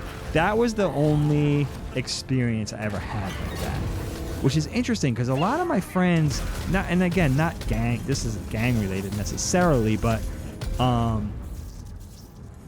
a lot of my friends in Philly, almost everybody who I was close with in Philly, got mugged at one time or the other. And I saw a couple of muggings in Philly. Both were in broad daylight, actually. Like where I would see a woman, I saw a woman get a pocketbook ripped right off her shoulder once. Colleen and I did. When we were probably like a block away, but we saw the whole thing happen because it was early in the morning. So you see things like that living in the city. The only gang thing I ever knew of, I dated a girl whose brother was a triad, and he didn't like me because I wasn't Chinese. And I was always, and she's the one who told me that because I never really met him before. And she's like, oh, my brother doesn't like, I knew her brother was like a gangster, but I didn't know that, I would have never known he didn't like me. It's like, one of those girls that you date, one of those people that you date for a few months or whatever. So I was always worried about that I was going to meet this guy. And she was really cool. She was actually part Jewish and part Chinese, but I guess her brother was a triad. And that was the only time I ever remember being scared of like, oh, is this guy going to like beat the shit out of me? Like, again, you're 20 years old. You don't know anything about it. This guy wasn't thinking of me, Even if, and again, I was told he was a triad. Maybe he wasn't. Who the hell knows? Who the hell knows? And you were just trying to go after that strange wool. Oh. But that's it. Yeah, for me, that's the only thing I could think of that was like that type of urban environment experience, which is actually kind of cool. I got kind of lucky because I spent a lot of time in urban environments. Philly, New York. Being in the street at night. You don't. And when you're a kid, you don't think. It's like I should have never tried to walk from Soho to Penn Station. That's ridiculous. No one does that. But when you're 20, you're just like, oh, that sounds like a fun adventure. I don't have to be home at any certain time, so that type of thing. Well, if you were in Soho, at least you didn't run into the roads. That's true. Their home territory. Or but I could have run into the hi-hats, and they seem like a friendly. Yeah. Yeah, they would have fought. They fight like mimes though, or they do it all around. Like they just stop right before you get to your face and stuff. Yeah, I've never really had any. There were definitely some shady shit. I saw some shady stuff, and probably escaped a few things that probably could have happened. Where again, like something's gonna happen or feel like something's gonna happen. But living in San Francisco and in LA and in Boston, I somehow never had a bad encounter. Maybe I will at some point, but especially in Santa Monica, which is just horrible. It's like becoming completely dystopian. So, and San Francisco is not much better, obviously. I think Boston was I lived in the Fens, so that was at the time, the Fens was like a big park that had no lights in it. We used to go smoke weed in there and stuff, and you had to actually walk through it to get from Fenway Park, or in that area, like Park Street, to Northeastern in the Back Bay. Okay. 2 different parts of the city, and it was a big park, and there were people in there where, I think I said it on the show, Dad gave me the advice, like if you see people and you feel like you're in a bad situation, and you think that something's gonna happen, your best bet is to just walk right towards them and act like you don't care or you're crazy. Yes. And so there were a couple of situations where I definitely just like cut right through like a group of people. I had my skateboard too, so I guess I had like some sort of weapon in case something happened. But yeah. But nothing ever did. Thankfully, although I knew guys. Nothing untoward. No. I knew some dudes that definitely, like you said, they got jumped or jacked up, but not me, thank God. But I still have many years hopefully on this planet, so maybe I'll get robbed at some point. Although New York City is becoming, or not New York City, the United States has never been safer. So maybe that kind of stuff is just becoming. It happens every day, everywhere, but crime is down, violent crime is down, gun crime is down, rapes are down, robberies down. Everything's down at historical lows. So society has just become more peaceful. It's not peaceful enough, but it's become more peaceful. Yes, definitely. It's not 1979 anymore. No, it's certainly not in 79. Actually, since we are talking about 1970s New York City, Derek Beek wrote in and said, what is it about 1970s New York that makes such a fascinating fiction? From the Warriors to Taxi Driver, it seems like a perfect setting that almost doesn't seem real for someone who was born in the 1990s. We did talk a little bit about this, but like, what sums it up? I really do think a lot of it is just the crime and the gentrification or lack thereof of certain places in the city and in other parts of the United States. And also the way that these gentrified and even rich areas kind of butt up against ghettos and even just working class neighborhoods and more underserved neighborhoods. You see that in Mad Men, for instance, with Peggy when she buys the apartment right. with her boyfriend.